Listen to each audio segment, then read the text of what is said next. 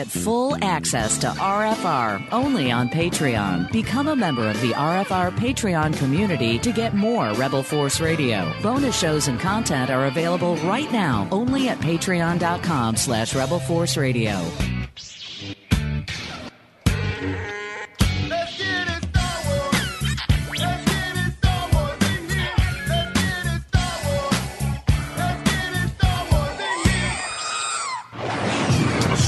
Rebel force has penetrated the shield and landed on Endor. This is where the fun begins. A long time ago, in a galaxy far, far away. This is Rebel Force Radio. Your source for the Force. Star Wars news and commentary. With Jason Swank and Jimmy Mack. I've seen Star Wars 500 times. Star Wars #1! This station is now the ultimate power in the universe. I suggest we use it. Now it's time for Rebel Force Radio. We would be honored if you would join us. All right, maybe they just have some catching up to do. Because we didn't get a Episode 9 trailer when we thought we were getting to, so now the rumor mill is talking about not one, not two, but three separate teaser clips to air during the Super Bowl next month. And that's something that we've talked about here on Rebel Force Radio for a while, thinking that was more likely than that holiday time period when people are so distracted and so busy. It didn't make a whole lot of sense, in my judgment, to release a trailer at that time. This makes a heck of a lot more sense. But what they're claiming is that this will sort of get us excited about then seeing the real trailer, the full trailer at Star Wars Celebration in Chicago. So we'll talk about that and a whole lot more here at Rebel Force Radio, this week's show for Friday, January 25th, 2019. And speaking of Chicago, I'd like you to meet my good friend and yours from Chicago, Jimmy Mack. Hey, Jason. Hey, Star Wars fans. Other than the trailers, a lot of people have also been talking about and taking note that it was on this week in 2017 when we learned the name of Episode 8, The Last Jedi. So people are preparing themselves for an eventual name release, at the very least, to happen at some point before January ends. But I don't know. Things have changed so much with the entertainment industry and with the way that content is produced and distributed and marketed that as far as Star Wars is concerned in 2019, I am taking the words of Julie Chen at the beginning of every episode of Big Brother to heart when I say, expect the unexpected. Julie, you know what? My whole lunch group that I lunch with, they were all talking about Celebrity Big Brother. And I thought, gosh, I just need to switch places with Jimmy Mack. No matter what Jimmy Mack is doing right now, I would probably be happier where he is and he'd be happier where I am. I like normal Big Brother where you have regular people in there. Celebrity Big Brother is too much of a phony baloney show. But it's you're not watching it? Are you not going to watch it? No, I am watching it, of course, because I need my weekly dose of Julie Chen. Oh, that's it. Who now goes by Julie Chen Moonves, which is really. Oh, is she still with that dude? Yeah. She never left his side, right? Okay. Yeah, and he's no longer with CBS. What I would love to see is you take the autograph hall from Star Wars Celebration and you put them all in a house for 3 months, cut them off from the rest of the world, and see what happens. I think that would be something that could end up on the Disney Plus streaming service or something. I mean, imagine you have Peter Mayhew in there with Mark Hamill and Anthony Daniels. Anthony Daniels would have Warwick to be Davis. There. Warwick would have to be there. Yeah. Of course. Would be amazing. You would have Natalie Portman or her assistant or somebody, maybe Natalie's sister or something, because you'll never get Natalie. No, you never get it. I don't even think we've ever had a handmaiden show up at a convention. Well, the handmaidens all went off to be famous. You've got Keira Knightley. Right. You've got Sophia Coppola. Yeah. And Rose Byrne. Rose Byrne. Was that Corday? She was, yes, episode 2 at the very beginning. Oh, Corday, when she gets blowed up. Yes, she gets blowed up real good. But you put them all together into a house. Yeah, I love this idea. Along with Mark Dodson, the guy who did the laugh for Salacious Crumb. Yeah. Oh, he could just provide the effects. Yeah, just for laughter, just right? Whenever anything wacky happens in the house, he can laugh. Yeah, I love that idea. The WWE streaming network, they did that for a season. They had God rest his soul, Mean Gene Okerlund, the late Mean Gene, as well as Roddy Piper, the late Roddy Piper as well, and a whole slew of maybe Hillbilly Jim was in there, but a bunch of the 80s and 90s superstars, and they put them all in a house and did just that. Mm-hmm. And it got, I got to say, I mean, there were some really poignant moments, that they were.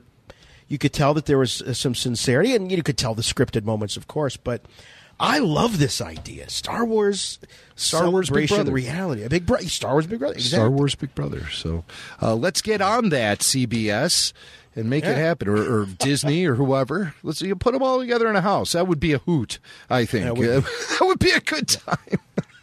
I would watch.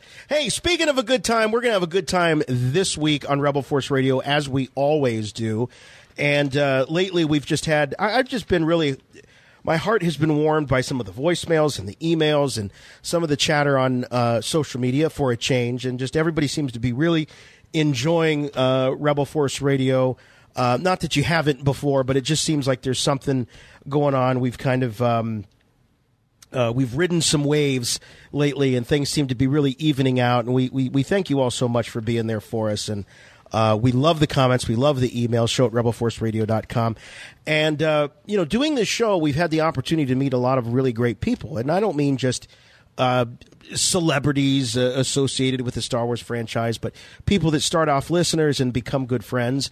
And we've got one of them in studio with us, in our Chicago studio, and he goes by the name of Barry Harmon. And Barry Harmon, welcome to Rebel Force Radio. Thank you. Going to be sitting in with us the whole time. Now, Barry is a member of the RFR Patreon community and has been heard on some of those special shows with Jimmy Mack. No, he hasn't. No, he hasn't. I've been name dropped a lot. He's been name dropped a few times. I thought he did Q&A with you. No, he hasn't stepped it up to the Q&A. What kind of a cheap ass guy is it? No. I'm sorry, I think Barry. I have that. I thought for sure. No. But no, Barry's a great guy, and he contributes to the Patreon community. He contributes to the URFR Facebook page. Perfect. And Urfer, and he's a good guy that I've gotten to know, local Chicago guy, and we've been able to hang out at the Galloping Ghost Arcade a few times. I've gotten to know Barry, and Barry is one of the guys behind the website Sega Bits, which is one of the biggest Sega websites on the web. He co-hosts Sega Talk, the podcast, and the Swing and Report Show podcast, and knows a lot about Sega and most specifically video games. And that's why I wanted to have Barry ride shotgun with us this week, is because we have some interesting stories coming up about Electronic Arts, EA, and their rocky history with Star Wars video games, along with some very strong opinions voiced by Rogue One writer Gary Whitta about the whole situation. And I found this story, as it happened this week, I found it to be incredibly intriguing, specifically Gary Whitta's comments. So, Barry, I'm looking forward to getting into that story with you a little bit and having you here so you can kind of fill in the blanks for me and Jason, because as much as we love playing video games, I wouldn't exactly call us video game experts, and you are a video game expert. Oh, boy. Well, thank you so much for the praise. I follow the news. I have opinions, so I'm looking forward to sharing that. I did want to say happy, 6-year anniversary, right, to RFR? Oh, my God. Yeah. Has it been 6 years? Last week, I think, was the anniversary date. No kidding. I'll tell you, I easily have 6 years of emotional scarring. So, yeah, that's probably... No, actually, this has been one of the most fulfilling... You know how you count the rings on a tree? Well, you just count the scars on Jimmy. Yeah. Yeah. But it has been a fulfilling experience, and you're absolutely right. I think Rebel Force Radio debuted on this date, January 25th, in 2013. And now I'm not 100% sure on that, but we're somewhere in the ballpark here. Mm-hmm. And well, thank you so much for acknowledging that. Yeah, and it's the same amount of time I think as the previous show, just about. So you're going to surpass it. Oh, God, this is great news. This I remember is good news. When I first started co-hosting full time with Jason.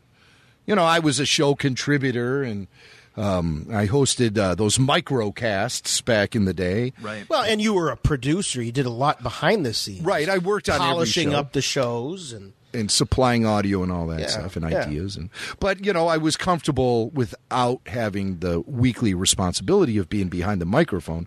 Now I love it. I mean, I couldn't even imagine life without it.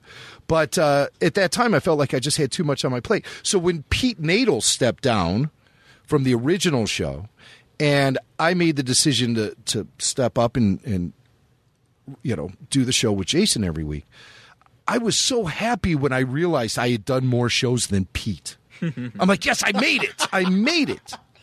And you kind of go through that process. I mean, it's no knock on Pete or anything, not at all. I mean, those were big shoes to fill. But I just, when you want to sort of establish your own thing, you look at little milestones like that along the way.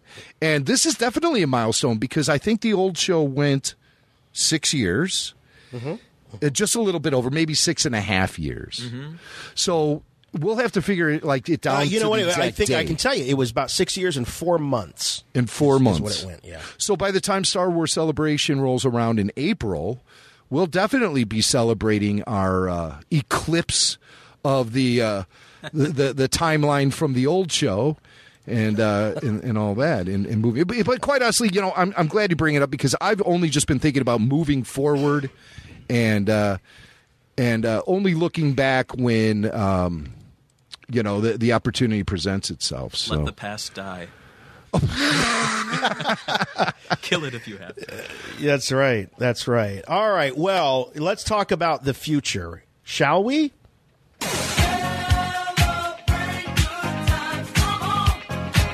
Star Wars Celebration.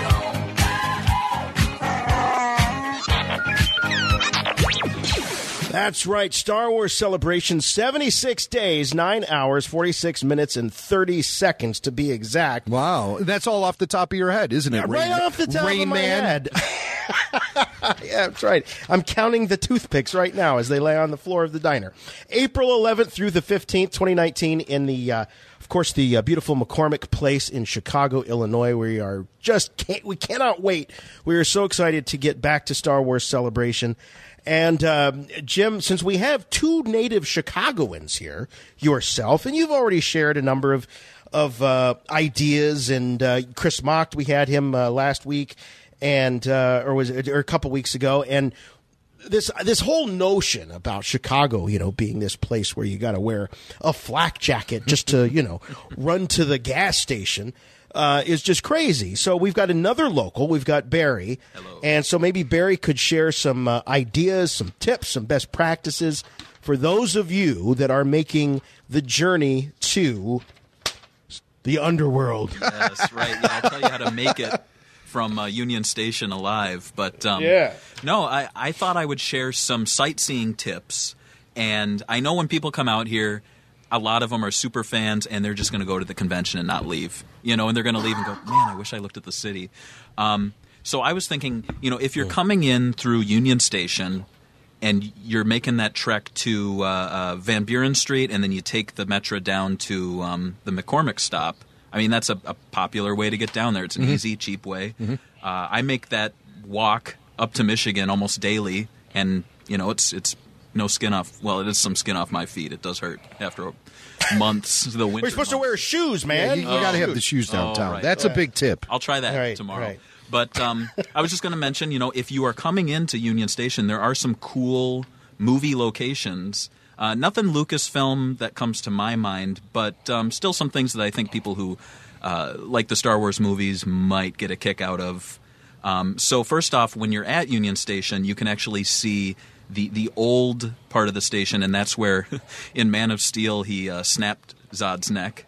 Mm-hmm. So there's that. Mm-hmm. Yeah. The stairway from The Untouchables, that famous scene where the baby carriage is going down. Yep. Yeah, spoiler alert for those. Andy Garcia. That's in the Grand Hall at right. Union Station, which is, as Barry was saying, the older part of the building. But it looks, you'll go there and look at it, and you'll see that stairwell, and it looks like it's right out of the movie. It's exactly the same. Do not reenact that scene. I've done it a few times. At least not with a real baby. Exactly. They frown on that. Yeah. They frown. I reenacted it one night after a long series of drinking at Miller's Pub, and I ended up reenacting it. And I wasn't planning on reenacting it, but I just sort of did reenact it. I went. Did you return the baby? I went down those steps faster than that carriage. Let me tell you. And there was no Andy Garcia waiting at the bottom to cushion my fall. Oh boy. Well, if you want to get away from that crime scene, you can walk down Jackson and just take a great look at the city over the bridge. It's, I rarely stop to look at it, but every so often I get sentimental and I'll look. And you'll notice familiar sights from the Transformers films. That's right. And the Batman movies, the Dark Knight films. In Suicide Squad, I think Midway City, as they call it, is that stretch where they fly over. If you've seen that movie, if you keep Barry, walking, are you born and raised Chicago? No. I'm from the Midwest, though. I'm from Minnesota. Oh, sure. But I've spent a lot of time in Chicago for school, and I came back after a bit of a time away. But I love exploring the city and looking for these places. So, you walk down Jackson. I'm trying to think. You'll pass the Chicago Board of Trade, and that's a big spot for Dark Knight fans. That's where the trailer flipped over, and that's also where Gordon's fake funeral was held. And interestingly, just a few steps away, you're going to see a scene from Batman vs. Superman of Metropolis, where it's these two statues in front of the Board of Trade. If you go into the Monadnock building, which is a beautiful building, very well preserved, you feel like you're stepping back in time. You'll see some storefronts that were used also in Batman vs. Superman when they were showing like no one's around because they're all at his, spoiler alert, funeral. And what? Sorry. And let's see, I just got a few more. If you keep going, if you take a right on not on Van Buren, on Wabash, you'll see the toy store from Child's Play, and that's kidding. Yeah, that is cool. Okay, yeah. So now that area does look quite a bit different, though, because of the fact. I mean, that movie was shot in the late '80s, and yeah, on Wabash they fixed up a lot of that area there. But I mean, it's a very famous area. It's underneath the train tracks, the elevated train in Chicago, and you'll recognize spots from the Blues Brothers there on Wabash when Carrie opened fire with that rocket launcher on the hotel that Jolia Jake was living in. That's on Wabash. Also, right underneath, there's a pedway system that runs underneath the city of Chicago, so you can walk around from place to place underground, and you'll see familiar locations from the Dark Knight movies where Batman was riding his bat cycle, and he was riding through the pedway. Also, if you're back up on the main level there, and you're still walking down Jackson from Union Station, you'll get to Jackson and LaSalle. And that is the scene of a very big moment in The Dark Knight when the Joker stood out in the middle of the street and he shot down the helicopter. And I remember walking to work one day and walking by all this helicopter debris in the middle of the street. And I was, oh my God, this is for the Batman. And it was so long ago, I had a Razor phone. And I remember that was the first time I ever took my phone out to snap a photograph of anything. And I did it. I took the picture on the phone, and then I didn't know how to access the damn photo. This Razor phone. But so that's a lot of good stuff to do in the city if you're sightseeing. Also, you'll see there's tons of familiar locations from The Fugitive, which you have a Harrison Ford connection there. And other movies, of course, like I said, a lot of those Transformer movies were shot in Chicago if you're looking for something a little more recently. Yeah. Ferris Bueller's Day Off, and so some of those John Hughes movies were shot downtown. So you'll see familiar areas for sure if you're a movie fan. But no Star Wars. Well, there is a George Lucas thing you can check out at the University of Chicago. They have the Gordon Parks Hall, which he and Melody paid for. Oh, no kidding. You can't go inside, but you can walk around. It's a beautiful building. And, of course, that campus is the fictional campus for Indiana Jones, who attended the University of Chicago. And, of course, later this summer, you'll be able to visit the George Lucas Museum of Narrative Art being built in downtown Chicago right next to Soldier Field. Oh, wait. Oh, no. It's still a parking lot. I'm sorry. You have to go to L.A. Save the parking lot. Save the parking lot. We'll see you in L.A. in 2021 or whenever that thing opens up. George Lucas does actually still maintain a residence in downtown Chicago. Lucas sightings are still rather frequent, and you never know. You might just bump into GL when you're in line at Whataburger. Can they just rename that museum the George Lucas Tax Shelter? Can we just call it what it really is? We know what it is. Listen, Come on. the guy, he's got warehouses. George is just dumping his cash in He's there. got warehouses filled with artwork. What good does it do anyone with it all I being know, but hidden away? You know, and in the archive building at Skywalker Ranch, that stuff needs to get out there so people can see it and appreciate it. It belongs in a museum. It sure does. Well, I tell you what, I'm going to put the challenge out because I've been to Chicago, maybe half a dozen times or more. Yeah. And Jim's never taken me to not one of those places. No. Not one of those places. I think the closest ever was Jimmy's doing like 80 miles an hour down one of those streets you just named, and he like points off to the right. Hey, that's where they shot. Well, you know, of course, it's a blur. I have no idea. It's practically throwing up in the glove compartment. That was my sightseeing tour. I just had to see what your rental was made of. That's right. But I would love to see some of those things. That's a good time. So Barry, are you going to be taking Star Wars Celebration attendees on the Barry Harmon tour of famous film sites in Chicago? $100 a person. I'll definitely do it. Oh yeah, one of those buses with the top. You know, you could... or my car. I can fit 3 people. Be in his Hyundai riding around town. 2.5 people can fit inside. Oh, well, that's cool. That's cool. Thank you very much for that. And yeah, I mean, obviously Star Wars fans are not just, they don't just live and die by Star Wars alone. Many of us are big fans of other films and film franchises. And so, yeah, there's a lot to see and a lot to do. And we'll be talking about that and so much more in the lead up to Star Wars Celebration. May the Force be with you. May the Force be with you. May the Force be with you.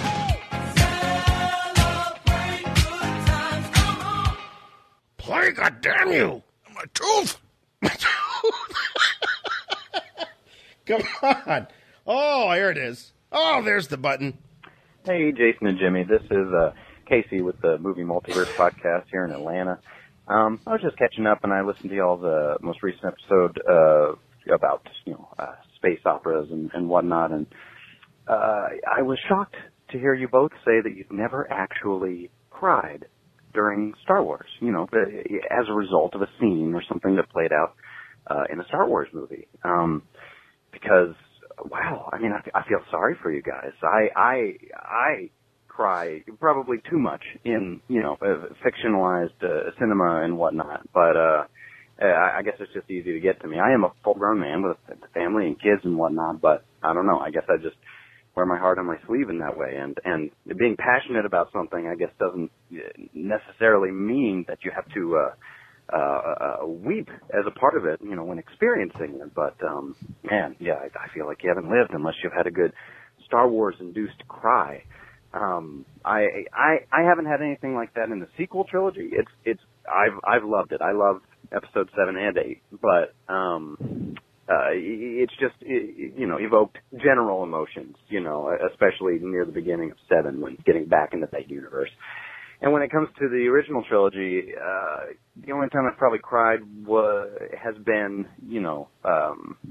during the Vader funeral pyre, and that's post prequels when viewing that scene because it carries so much more weight knowing the history and the legacy of Anakin and Vader and whatnot.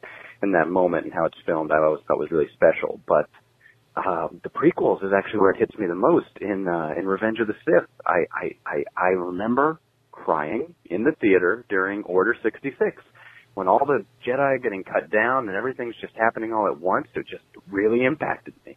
And then I'll never not be able to cry during the scene on Mustafar, when, you know, it feels like the climax of that whole trilogy, where, you know, Obi-Wan and Anakin are fighting, and he's cut down, you know, he had the high ground, and whatnot, and he's there burning up, yelling at him, and Ewan McGregor's performance right then always affects me so much. You know, you were my brother, Anakin, you know, you were supposed to be the chosen one, all that.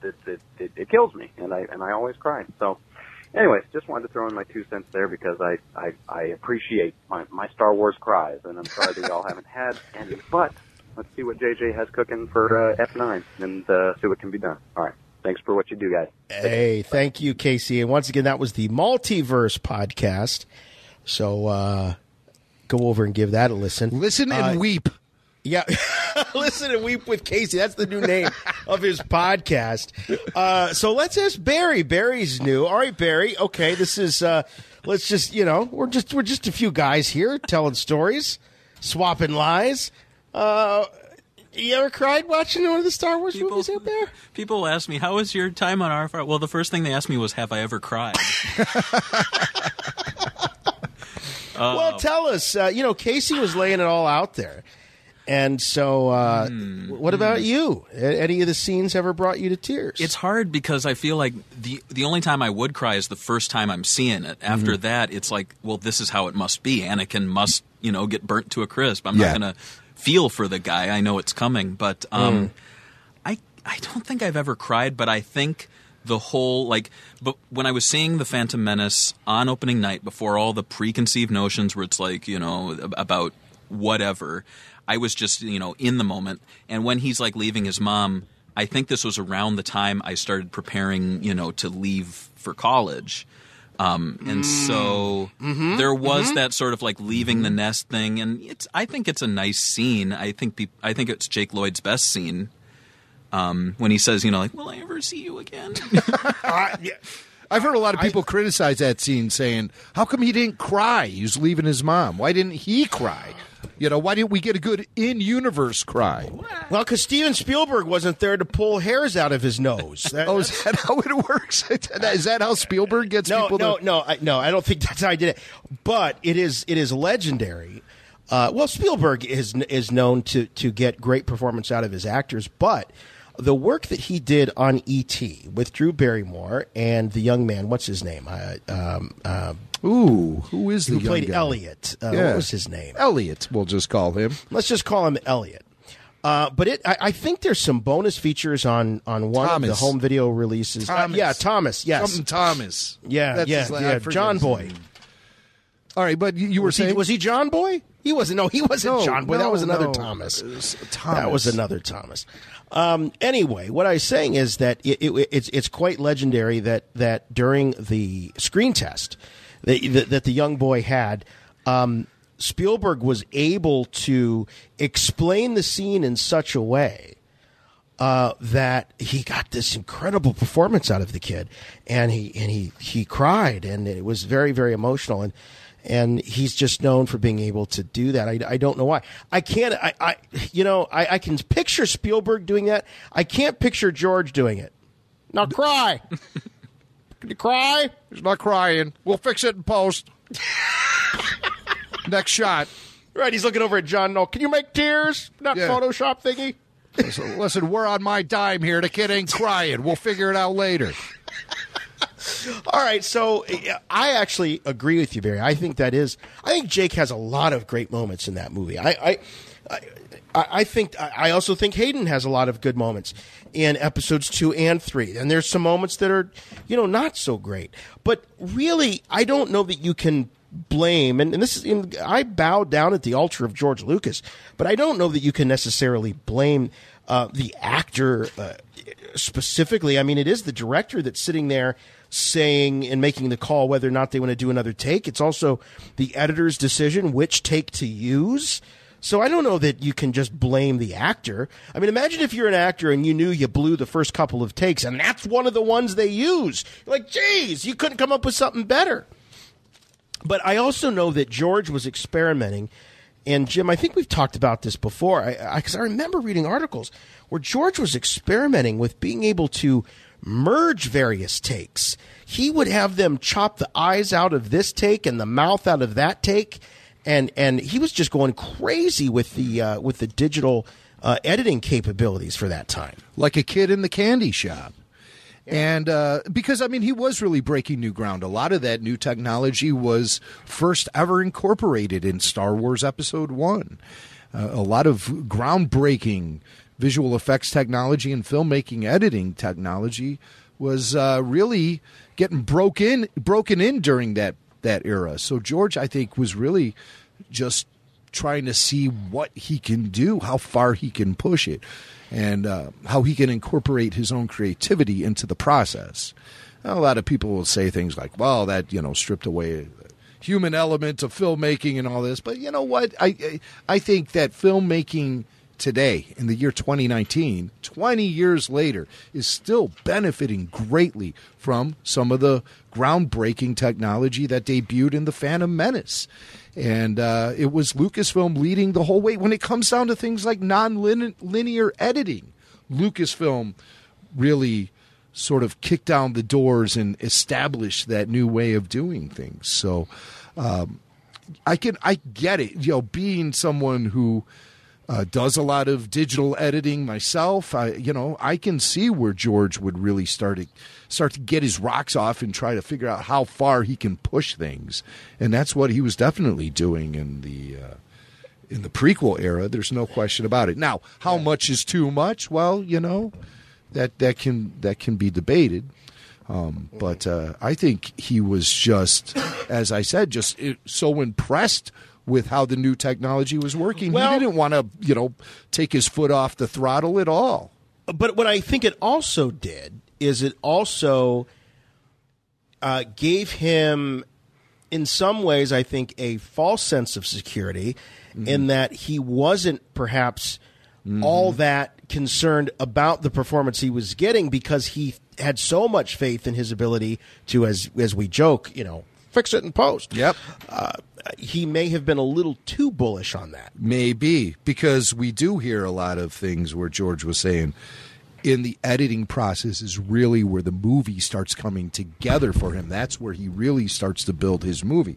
When, maybe he should have been taking a little bit more extra care on the actual set itself and working directly with the actors. And, that's probably one of his setbacks in his career is the fact that he's not known as an actor's director. He's definitely more of a technician and someone who's more comfortable not on the soundstage but in the editing suite.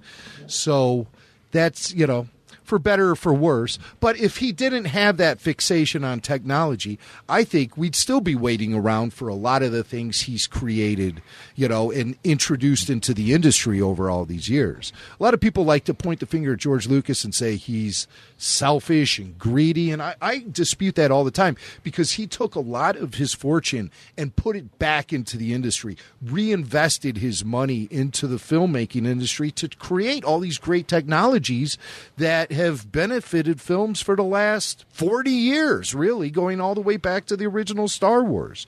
If you ask George about it, he'll say, well, the only reason I did it is because basically I'm lazy and I just want to find the easiest way to do things. And right. while that is a great motivator and stuff, I think he's really downplaying the fact that he's truly been a pioneer and someone who has changed the industry for the better. For the better. And of course, all technology can be misused and abused and not even really understood how to be used properly. And I think George in that period was sort of trying to figure all that out because he was the first guy. Those were all his toys. And he was the first guy to be able to really play with all that stuff. So I credit George Lucas for a lot for what he's done for the film industry on a whole. Yeah, there's no question from the technology standpoint, all the way to all the money that he's invested into the film school at University of Southern California, and investing in the actual future filmmakers over the years as well in their educations, and I don't think that it can be overstated the impact that he has had. But let's not forget crying. Yes, I was going to say this all comes back to crying. Let's not forget that. And I appreciate Casey saying, that he's had all these moments, and generally speaking, I don't cry at much, and I'm not saying that in a macho way, or in any kind of faux macho way. I just don't. It doesn't come natural to me. Now, my wife, on the other hand, is someone who crying is how she expresses almost every emotion. Right. When she's really happy, she cries. When she's really angry, she cries. When she's really sad, she cries. She's crying. She's crying. And the kids are like, Mom, why are you crying? We know when you're a little kid and you see one of your parents crying, it kind of freaks you out a little bit. Like, you think the world's coming to an end. Right. And so I should be crying too. If they're crying, I should be crying. Exactly. So they've gotten used to the fact that, if there's a sentimental commercial that comes on, Folgers, when the college guy comes back and, his little sister answers the door, and, the best part of it, there's Mom Deb. She's going to be crying. Mom starts crying. She does. What makes you, okay, here's a good one. Mm-hmm. Something that makes a significant member of my household weep all the time, almost consistently, is in the Goldbergs, when in the last 5 minutes of every episode it gets super sentimental, and it's like, oh yeah, that's when I realized that my parents really do love me, and it's all this stuff. Wendy starts crying like a baby at the end of every Goldbergs. When it all kind of wraps up. But when it comes to Star Wars, now I'm glad Barry brought up Anakin leaving his mother during the Phantom Menace in that moment, because as I've said many times on the show, when Phantom Menace opened in theaters, that was 4 days before I became a father.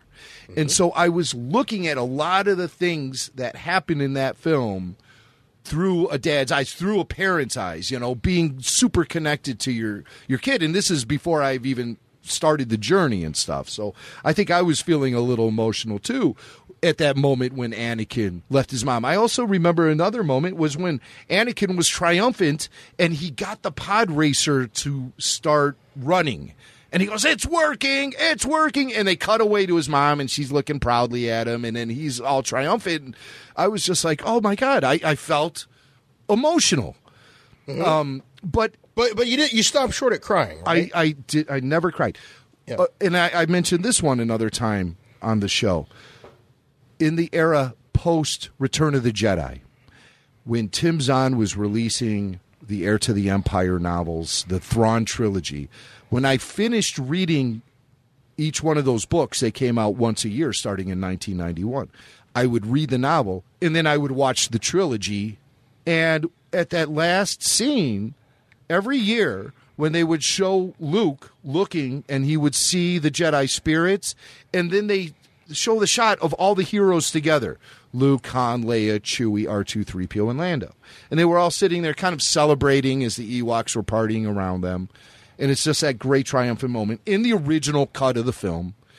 And I would see that, all the heroes together like that, and really feel a connection to the characters. Like, these aren't just fictional characters in my life. These are, honest to God, legitimate friends of mine. And I'm, and that's it. That's it. That's their final triumphant moment there. So that revelation at the end of those films would always kind of strike me at a moment. And I would remember sitting there as the music would be playing over the credits, just feeling like, those are friends now, and they're gone. They're not around anymore. They're not, George certainly wasn't making Star Wars movies about Han, Luke, and Leia. And so that's why when you get around to The Force Awakens, for me, it's super bittersweet that you couldn't have those characters reunite in the sequel trilogy at some point. And now it just, who knows what's going to happen in Episode 9. As I said, expect the unexpected. So we may actually finally get to see that reunion in some way happen on the screen, but I don't know. I don't know if that ship has already sailed for me on an emotional level, where it would have the impact on that level now. Because Really? I just I almost feel like the ship has kind of sailed on that one. I think it should have happened in episode 7. But it didn't, and so you have to evaluate the Star Wars that is, not the Star Wars that you want it to be. But I mean, I just feel like carrying those emotions with me as an original trilogy fan, as someone who would try to reconnect with those characters on an annual basis by watching those films again, and then having that emotion when I see the characters for the last time together on Endor. Yeah, it leaves a hole in my heart knowing that there was an opportunity to reunite those characters again, and the ship has sailed away. It's not going to happen. I have a big display here just to my right of my Star Wars Black Series 6-inch collection, and I have one shelf that's dedicated to all sequel trilogy figures, and I have clumped together my Force Awakens, Leia, Han, and Luke together. And just the way and I've got Chewie back there as well, and 3PO and R2, so they're all there. And the way I have them clumped, it kind of looks a little bit like sort of the finale of Return of the Jedi. Yeah. The positions that they're standing, and every once in a while I'll look at that and I'll be like, God, why didn't that happen? I know. Why didn't that happen? It was all plated right up for them. They were all signed. They were all doing it. They were all alive. They were all freaking alive. And you couldn't come up with a way to make that work? What is wrong with you? And also, something else. All right, I'm calm down. Okay, calm down. Something I've been considering, too, is a lot of people jump to the conclusion that the only way you're going to get Harrison Ford to return as Han Solo is by killing him off in that first movie, where I've never heard Harrison Ford say anything like that. The only thing I've ever heard Harrison Ford say about returning to be Han Solo is like, at my age, I'm just happy to be working. And I look at some of the movies that he'd signed on to, like what was that science fiction movie he did right before The Force Awakens? Oh, Cowboys. Oh, the one with Daniel Craig. Cowboys and Aliens. That's a good one. Or there was another one though. It was like a spin-off of a book or a video game. Ender's Game. Not Endor. Ender's Game. Ender's Game. Okay, that seemed like kind of schlocky sci-fi stuff to me. And so I'm like, well, would Harrison Ford really relish playing that role as opposed to Han Solo for the next 3 movies in the Star Wars sequel trilogy? I think Harrison Ford would have signed on for all 3 if they had the balls to ask him. Mm-hmm. And they may have. They may have. We don't have a making of the Force Awakens book to reference and see all this stuff. They're keeping all that behind curtains. And that's uncommon for Star Wars, where typically the fans do get kind of intimately involved in the whole process from concept to shooting to release.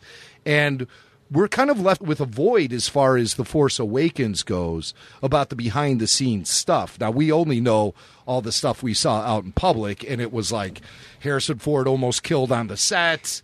That kind of put a damper on the behind-the-scenes Michael Arndt that might have happened. Yeah, Michael Arndt and George Lucas's contributions denied. Yeah. I would love to hear the evolution of all that, but I think that's going to be a mystery for us for at least a while. I think the wounds are a little too fresh on a lot of that stuff. Yes, and also it's yes, it would be interesting to us, but it's kind of, I don't know, trade secrets. It's corporate intrigue. I mean, there's no rule saying that they have to pull back the curtains and let us see how the sausage is made for everything. Right. But that was the culture of old Lucasfilm. There's been sort of a conditioning for Star Wars fans and let's be honest. I'll throw it out. I'm sure our listeners or you, Barry, or Jim might prove me wrong, but I just feel like before Star Wars, when did you ever see like full-blown documentaries on the making of movies? Mm-hmm. Yeah, you're right about that. Yeah. I mean, you might see a little bit. You might see a little bit here and there, but on television. But I don't remember like full-blown documentaries and that were so popular they got released to home video. I mean, that's groundbreaking stuff. I mean, people weren't all that interested in how movies were made until movies like Star Wars and really literally Star Wars. But anyway, boy, I'm glad for the question from our pal Casey over there at Multiverse Podcast. So the answer is, Casey, hey, man, keep on crying. It's all good. I want to say that I'm not so cold that I don't react emotionally to films and television and things. There's occasionally things that will actually hit me in a certain emotional place, but usually that has to do with like very real world stories. Real people going through real life situations and not surrounded by special effects and lightsabers and Wookiees, To me, having that environment sort of softens the blow on any real emotion I'm going to feel because I know that I've been removed from legitimate reality. See, I can't handle animals in danger. I'll be honest. I mean, that will, like The Incredible Journey. I remember seeing that like a junior or elementary school. You're all in the gym. Watching people deal with loss. Watching people deal with loss is always very hard for me. Watching children in danger is always very hard for me. And watching families go through tragic situations is always hard for me. I can't find the entertainment value in it. Like, okay, so Wendy, my wife, Wendy Snyder, she is a SAG member, and so we get the screeners about this time of year every year for all of the nominated films. We get the for-year consideration screeners. It's great. And so we have, mad movie fests here, and she pulled out that movie with Steve Carell where he has a son that he loves very much who's addicted to hard drugs and opiates and stuff. And she's like, let's watch this. I'm like, that's going to be too dramatic for me. That's going to be, it's a family in turmoil, dealing, walking on this tightrope and stuff. And I just can't find escapism or entertainment value in something like that. So I'm at a point now where I will refuse watching even a movie like Toy Frickin' Story 3. I have avoided because so many people told me I will cry during it. You know what? I heard that too, and I watched it, and I was like dreading the ending because I thought, oh, here we go. I'm gonna, and I didn't. I thought it was a lovely ending. Oh, okay. Good. But I didn't cry. I don't think you're going to cry. Well, I saw the first two so many times because my kids were at a very young age during all of that, and so it was on the TV constantly. Toy Stories 1 and 2 I've seen, but I've avoided 3 because A, I didn't want the big cry, and 2, because I didn't have to see it. My kids are old now, and so they're not watching these movies constantly all the time, and so I'm not being exposed to them. But there is part of me that is a Toy Story fan, and I want to go back there and see all those guys. I want to see Buzz Lightyear and Woody and they got a fourth one coming out. And now they have a fourth one coming out. So just hearing that Toy Story 3 did not break Jason Swank. It did not. Tells me that I should have the fortitude to be able to make it through a single screening of that damn movie. So I will watch it before Toy Story 4 comes out, and I will report back to you here on Rebel Force Radio. Tears? I will let you know. Tears? I will let you know if I had a good cry or not. But with Star Wars, and now also being so intimately aware of the saga and everything that's going to happen, there aren't too many surprises there. So if you put on Revenge of the Sith, I'm not going to have an emotional reaction like that to it. I'll be entertained, and I'll be, glued to the set and everything, but I won't feel that emotion. And I've heard a lot of people say that Order 66 has brought out emotion in them too. And for me, it just never did because it was inevitable. It was inevitable. I remember we would hear from Samuel L. Jackson prior to the shooting of Episode 3, and Sam Jackson would say, I had to say to George Lucas, listen, I know I'm going to die, just don't make me die like a punk. And we knew they all had to die. Everyone knew going into Episode 3 that the Jedi were going to be wiped out. I thought it was kind of cool, actually, watching them. Maybe that says something bad about me. But well, you know what? I'll be honest. When I watched that, and Barry, I'll be interested in what your thoughts are on this. Okay. But when I watch it, I watch the beautiful Amy Allen doing a really awkward fall. Yeah, that is kind of it's almost comical. Yeah. The Ki-Adi-Mundi is a little awkward as well. What's up with that saber style of his? It looks like he's playing tennis or something. Yeah. He's like swatting. He's not, The only one that I think is kind of, that I don't know, is it resonates with me is in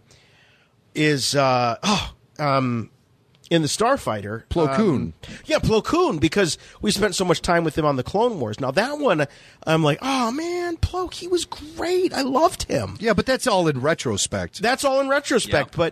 But honestly, the pratfalls that the two of them take, I just can't. I can't get over it. And then they're standing in there and they're shooting her point blank, and there's like not even so much as a razor burn on her body. They're just like, well, I know that, but I mean, at least in Star Wars, the originals, you would see like a little flame shoot out of the trooper's armor or something. But George, he toned that down with the special editions, though. Yes, he did. Yes, he did. They specifically toned that stuff down.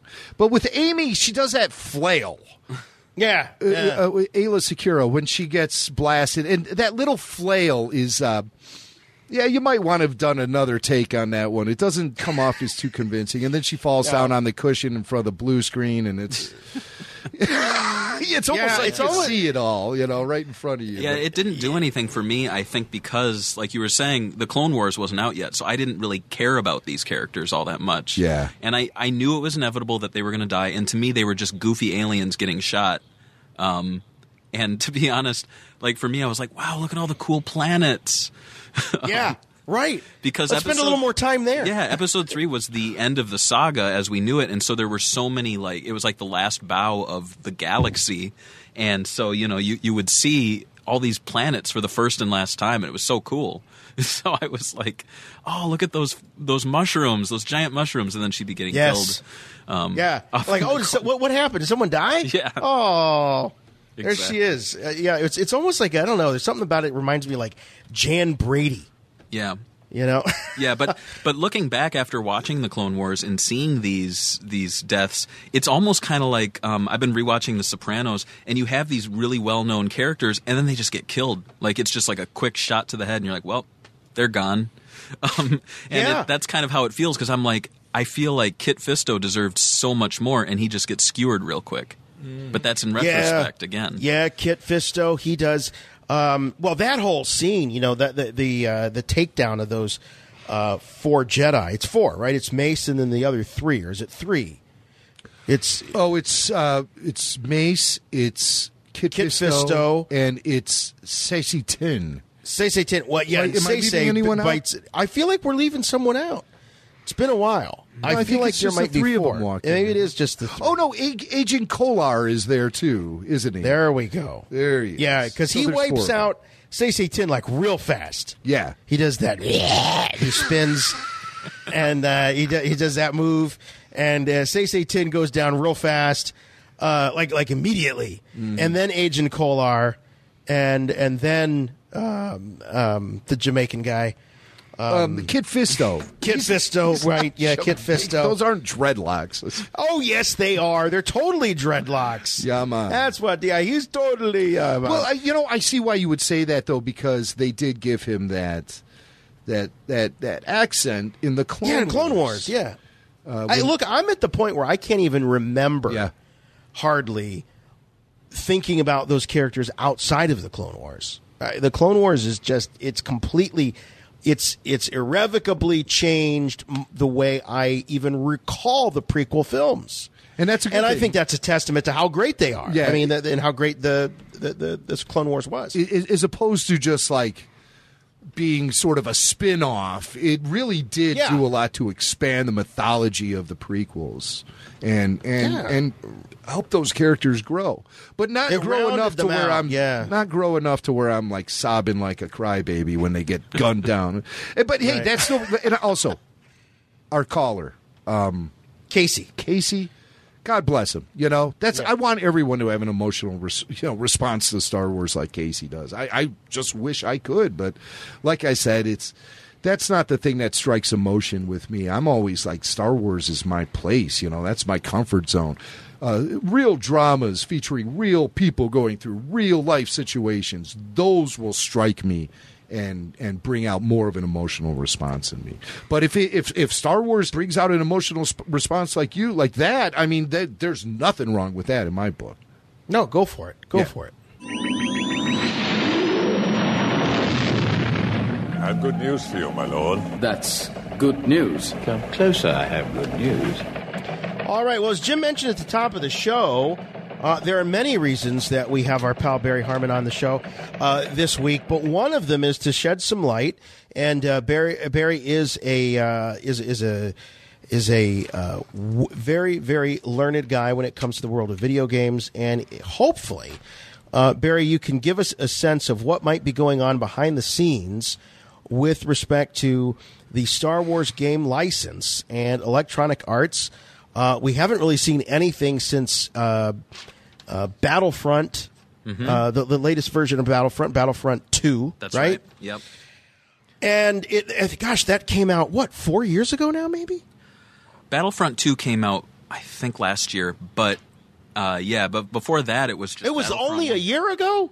I feel like that's how long ago it was. Yeah, okay, it right, was not it was. that long. But to be honest, Battlefront 1 and 2, I don't think they differentiate enough, so they do kind of run together. It almost feels like you're getting an upgrade to the original Battlefront. Yes. Yeah. Yes. Yeah. Okay, so that might be where the confusion is. But it's odd for a franchise and a license like Star Wars to not have a long calendar of games on the coming out. I mean, there was nothing tied to Force Awakens or The Last Jedi. I mean, there was some downloadable content in the respective Battlefront games, but you've got these big films coming out. And I know that film adaptations, as far as games, that's sort of not really the thing anymore because they don't really do all that well, right, from what I understand.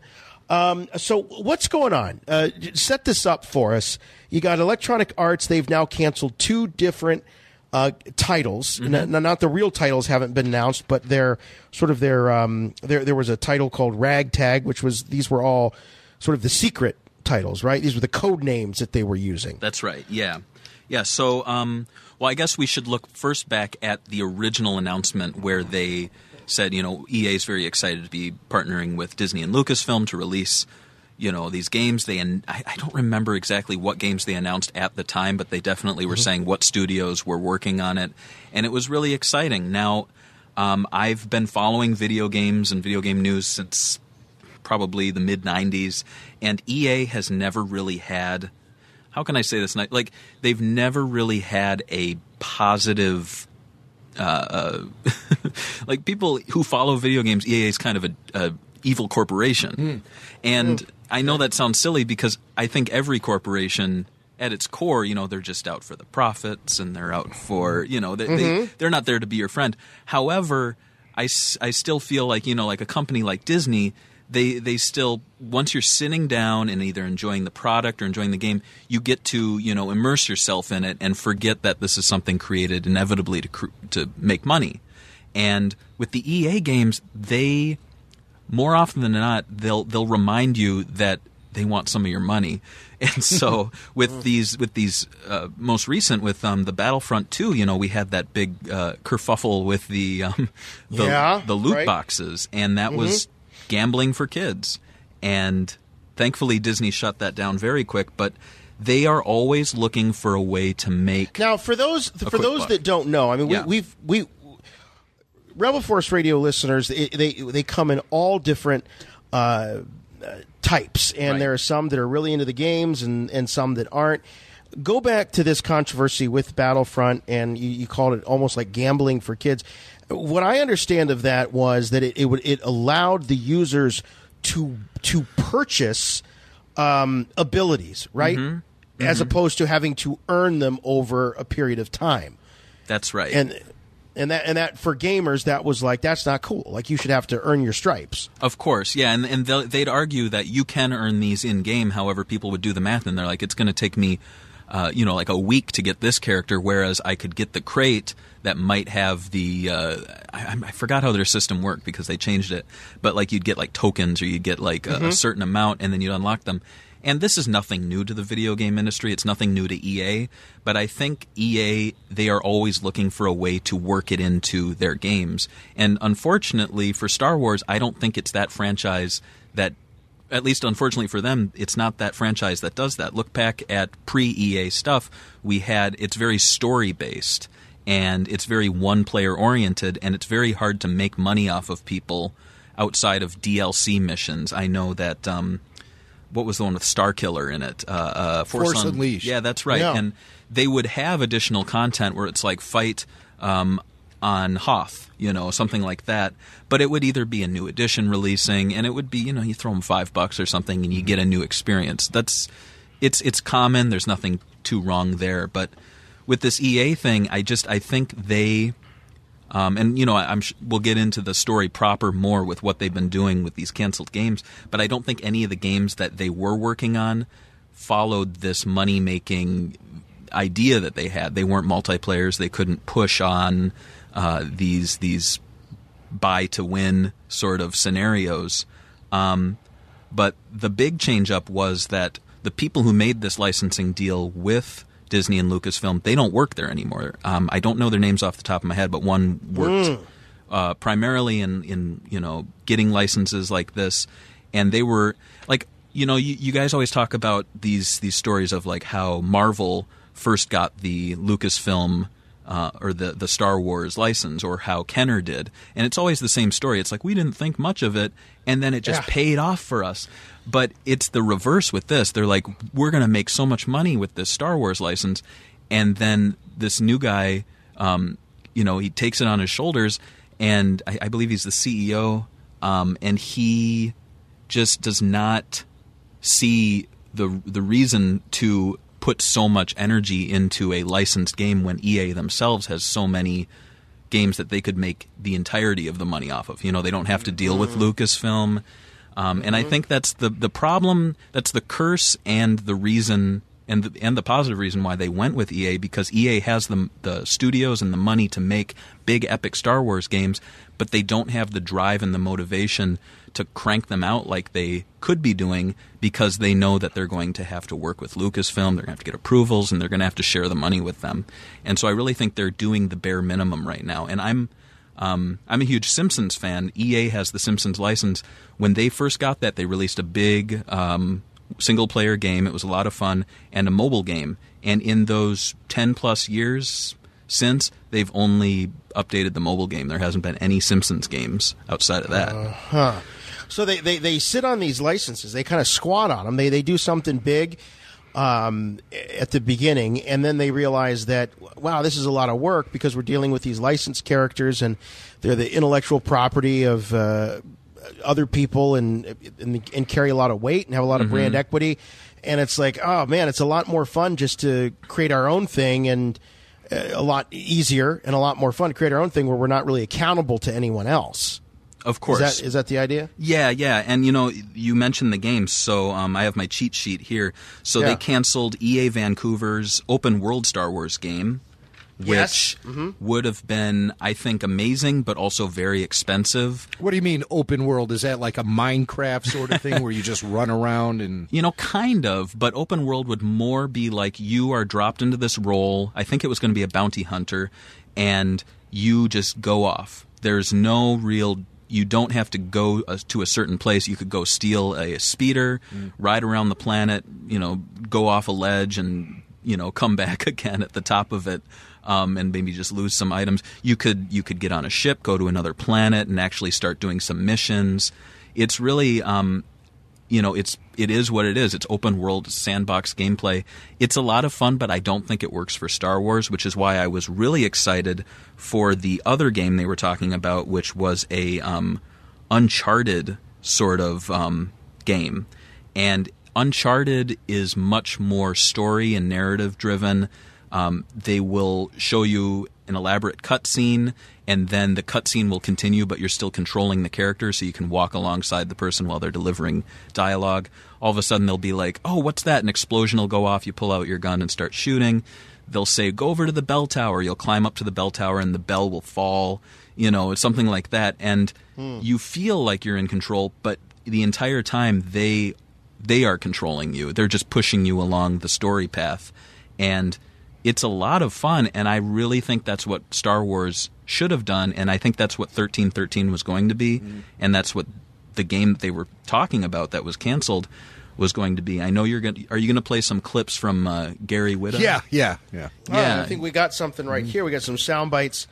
What are we going to hear here, Jim? Well, I'll tell you what, Gary is he has some very strong opinions about the way Electronic Arts has been mismanaging the Star Wars brand.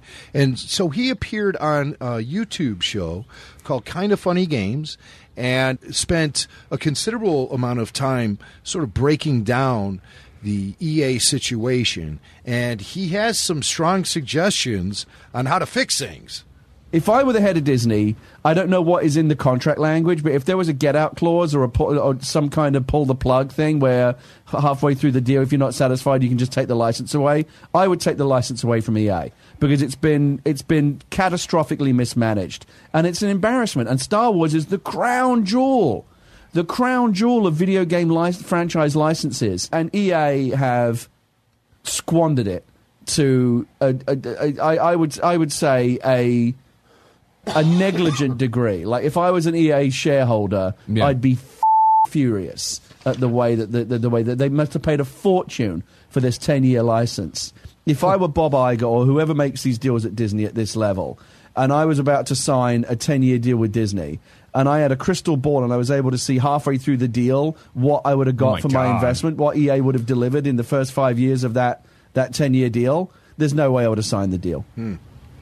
Let me ask you a question, Barry. Do you think it's possible that EA is sitting on the license just so no one else can have it? Or, I mean, do they have an exclusivity deal when it comes to Star Wars video games? They do. It's a 10-year deal. It runs out in, what is it, 2023, I believe. Mm-hmm. And am I thinking that right? Well, probably when you consider the sale of... I think they broke up LucasArts at around 2013, 2014, somewhere in that era. 23, 24, but you got to imagine they can't start work on a new game around then, so it's going to start winding down. So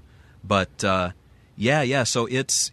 I think initially it came on and they were going to release all these great games, and then the deal changed. And since then, I think they are kind of sitting on the license, releasing what they think is making them the most money, and they're just not – they don't want to take any hits, and I don't think they want to take any risks, even though, like Gary Whitta was saying, like, people want the Star Wars license. It's a great thing, but I think with EA, they make enough money off of their own brands that it's like, why are we going to take a gamble with something that we're not going to make all our money on? Now, I follow Sega news, and the big thing with Sega for a while was that they had the Alien license, and the great thing is that Sega is not an EA. They're big, but they're not that big in the software publishing. And so when they got the license, I think they really knew that they needed to produce a lot of games and quality games. There are a few stinkers that they did release, but Alien Isolation is probably one of the most beloved games of the year it was released, just I think about 3 years ago. And it had a budget, not a huge budget, but it had a lot of creativity and love for the franchise put into it. And I think you could do that with Star Wars, and I think that's what they're going to be doing with this Jedi Fallen Order. I think it's going to not be a huge, big-budget title, but it's hopefully going to scratch that itch for a lot of fans who wanted a narrative-driven game. A game with a story in it. That's right, yeah. And, Gary Whitta, he did mention in that interview a few times that that's what Star Wars needs, is a story-driven video game. And he seems very firm on that notion. But in this next clip, you're going to hear him reveal that, making Star Wars video games isn't like the easiest thing in the world to do. It's not easy to make Star Wars games. It's not, and certainly not easy to make good ones. If you were to do a complete retrospective of every Star Wars video game ever made, there are far more bad ones than good ones. There's a handful of really good ones, and many, many, many, many bad ones. So it's not easy to make Star Wars, especially not in this era where now everything has to be canonically kind of joined up. Back in the days of the old expanded universe, you could go off and do whatever you wanted. And Lucasfilm would still, Lucas Licensing as it was back then, would still have say over it and say this isn't good enough, or canonically you need to do this or that, and they would still keep it straight. But nowadays, in the age of everything have to be, the games and the books and the comics and the films and the TV series all have to canonically kind of sync up. It's even harder to make these games. Lucasfilm are keeping a much closer eye on it than they used to back in the LucasArts days, I think. And so there's a lot of pressure. You got pressure from Disney, you got pressure from EA, you got pressure from Lucasfilm, you got pressure from the players, from the user base. It's tough, and so I do sympathize. It's not easy to make these games, but EA is probably, if not the number one of the top 3 game companies in the world. If anyone should be able to do it, they should be able to do it. The track record so far is pathetic. Well, and they must do better. Oh, sorry, Gary, didn't mean to interrupt you. What is the track record exactly? We know that since they've assumed the license, we've gotten the 2 Battlefront games, which is sort of the reboot of the older Battlefront games that came out. What else has EA put out for us? That's it. That's it. So those 2 games, and let's be fair, those are remarkably successful games. Yeah, absolutely. Now, the thing you could argue in favor of EA is that as the industry changes and how there's more technology, it takes longer to make these big budget games. You know, we're not in the days anymore where we're going to see the Episode 3 game, we're going to see Force Unleashed 2, a fighting game, a racer. Like, that's not happening anymore just because of the time and money spent. The thing is, though, that EA has the manpower and the money and the studios. And so as we saw, they had multiple studios working on games that they just canceled and shifted around. And any of the other Star Wars games you've seen, I believe the mobile stuff operates separately. So and the Lego stuff operates separately as well, right? Absolutely. Yeah, that's right. Lego's a completely different thing. And yeah, and so it's been disappointing that we are over halfway through now, and we've only gotten 2 games. And like Gary was talking about in the interview, he does mention, that the first one wasn't even story driven. The second one was. I did think it was interesting. I don't know if you're going to play the clip, but he talks about how they hired a creative director from Uncharted, but then when they took a look at the game, they said, we don't want a Star Wars Uncharted. And he says, well, why did you hire the creative director from Uncharted? And it reminded me of Rogue One, which he knows full well, where they hired Gareth Edwards, and then they said, oh, we don't want a war movie. And it's like, well, then why'd you tell him to make a war movie? Seems pretty wishy-washy to me. Yeah. Now, where are these decisions coming from? Are they coming from EA, or are they coming from Lucasfilm? Well, I know that they run a lot of things past Lucasfilm. I think the cancellations are EA, but I think maybe it's brought on by EA feeling frustrated with having to work with Lucasfilm, who is very strict, especially now because, it used to be, I'm trying to think, some of the early Star Wars games, you'd unlock some character who's not even supposed to be in that era and play as them. It doesn't matter. But nowadays they're like, oh, he died in the comics, so you can't put him in there. Ooh, that seems rather handcuffing, when it comes to creating video games, when you have to, you have to turn left. And meanwhile, these guys, I mean, I hate to bring up Lego again, but I mean, the Force Awakens Lego game, my son and I, we play that, and we still play it, and we've beat it, both of us, and we had so much fun playing that game, because it's kind of like anything goes. You unlock these characters, all of a sudden. It's like when we were playing the Disney the toy box game. What was that called? The Infinity. Disney Infinities. Yeah. Oh my God, you're Darth Maul and you're running around on Hoth, or it's that is fun. And I'll be honest, I'm a bit of a canon cop. I mean, one of the things I didn't love about the EU for the longest time was I thought it just ran amok and it wasn't accountable to anyone, and it was just tons and tons of content, and there was really nobody kind of reviewing this stuff. I didn't feel like. But at the same time, I mean, that's books, right? That's a big fat. I was trying to make the case that, when a big fat hardback novel comes out, it better be significant and it better further the mythology and it better tie into everything. But the video games, I just think, are completely different. There is something of a choose your own adventure, anything goes.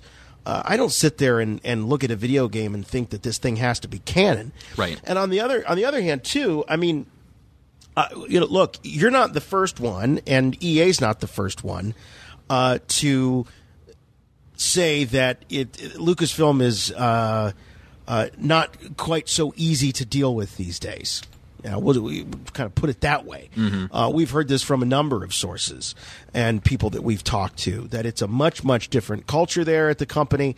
And I won't even say that this is Disney culture, because my experience is that Disney has a much different culture. But Lucasfilm these days, they're not winning any awards for being super fun to collaborate with. Right. So part of me is like, man, maybe EA is just like, you know what? let's just take a knee and ride this out. Yeah, that's what I think is happening, because they did, after all, hire the director from Uncharted, Amy Hennig, to come and oversee that game that was supposed to be the Star Wars version of Uncharted. Right. So they had the right person in the right place, and I think the collaboration process with Lucasfilm must have sidelined the whole operation. Yeah. Now, one thing I think is interesting about the games, especially the recent ones, and you look at the TV shows and a lot of the books, they have a lot of nobodies. I mean, no offense to the Ghost Squadron or the Aces, but we're not getting games starring Luke Skywalker. We're not getting Han Solo. The closest we get is Battlefront, and with that, it's like you need to get online. You need to wait your turn to play as Darth Maul. You might get him, you might not, and it's just I wonder if the reasoning for these games. You look at some of the leaks and descriptions of these canceled titles. The fact that they don't star any known characters, and sometimes they'll just create a new planet. I'm wondering if that's their way around Lucasfilm, so that they're like, oh, it's on planet Bolafar, and you play Blastus Bannerfin. It's like, well, who is that guy? And it's like, well, he's someone who's not going to step on the toes of your comics or your TV shows. Right. That's who he is. Right. Yeah. Or he's going to be the star of the next Star Wars feature film. Right. It's going to be coming out here after they wrap up the Skywalker saga. Yeah, right. You know what? I hate the fact that Masters of Terras Kazi game gets such a bad rap, because my friends and I, we played that for days. Oh, did you? That was, oh my God, that was so much fun. It's like, I'm going to be a Gamorrean guard and you be Obi-Wan Kenobi, and let's just go beat the hell out of each other. Wasn't there? There was a unique character. Her name was Arden Lynn, I think, and she had a big metal arm, like the Winter Soldier. I mean, it was just crazy times, that game. But hey, fun. Terras Kasi, it's making a little bit of a comeback as far as the respect sphere goes, because it was referenced in Solo. Whoa. I have never seen anyone do... What was that? Terras Kasi. Dryden taught me. So you can thank John Kasdan for that one, for pulling that one out, and I like that stuff when they that's a nice little Easter egg they put in Solo. It is. So I mean, I never played the game, but I remember when it was released. I don't like those fighting games, those one-on-one fighting. Oh, I games. love those. I don't think there's anything wrong with it, but I just I don't get off on those things, and so Well, Barry, I want to. So okay. Let's kind of separate this from Lucasfilm. Lucasfilm, we know that when Disney took over, the license for the comic book went from Dark Horse over to Marvel. That's right. It's another Disney company. What have the other Disney properties? What homes have they found themselves in as far as video games? And what do you see coming for the future of Star Wars video games once they get over this EA slump? Are they going to bring it in house? What's the state of Disney Disney video games? Well, in terms of like other brands owned by Disney is what you're talking about, correct? Right. So the Marvel stuff, and I believe Witta talked about this a little bit, is that it's just whoever wants it approaches them, and then they do it on a game-by-game basis.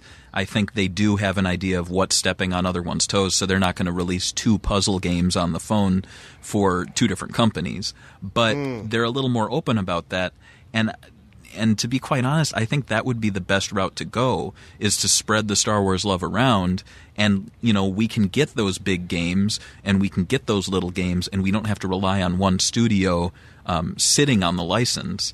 And it's kind of funny, you mentioned there are other brands. Before Disney bought Marvel, Sega had the Marvel license, and they did something strange. They basically released as many Marvel games as they could, but they used external developers and went on the cheap. And so Marvel games actually had a very low reputation. There was about, 8 or 9 of them, and the only good one was like Thor for the Wii, and it was just... But it was at that time when licensed video game movies were just known to be bad. So people are like, well, here comes the bad Iron Man game, and it's just to be expected. And I feel like Star Wars could do so much better, and I think if they followed what Marvel's doing right now, that would be big. Outside of that, Disney hasn't done anything with their outside of, we saw Infinity come and go, and I'm trying to think. Yeah, they really haven't done much with their other brands. We're not seeing Mickey Mouse video games, the Muppets video games. We're not seeing those. So, well, they don't know. Don't get me started on the Muppets and that. Right.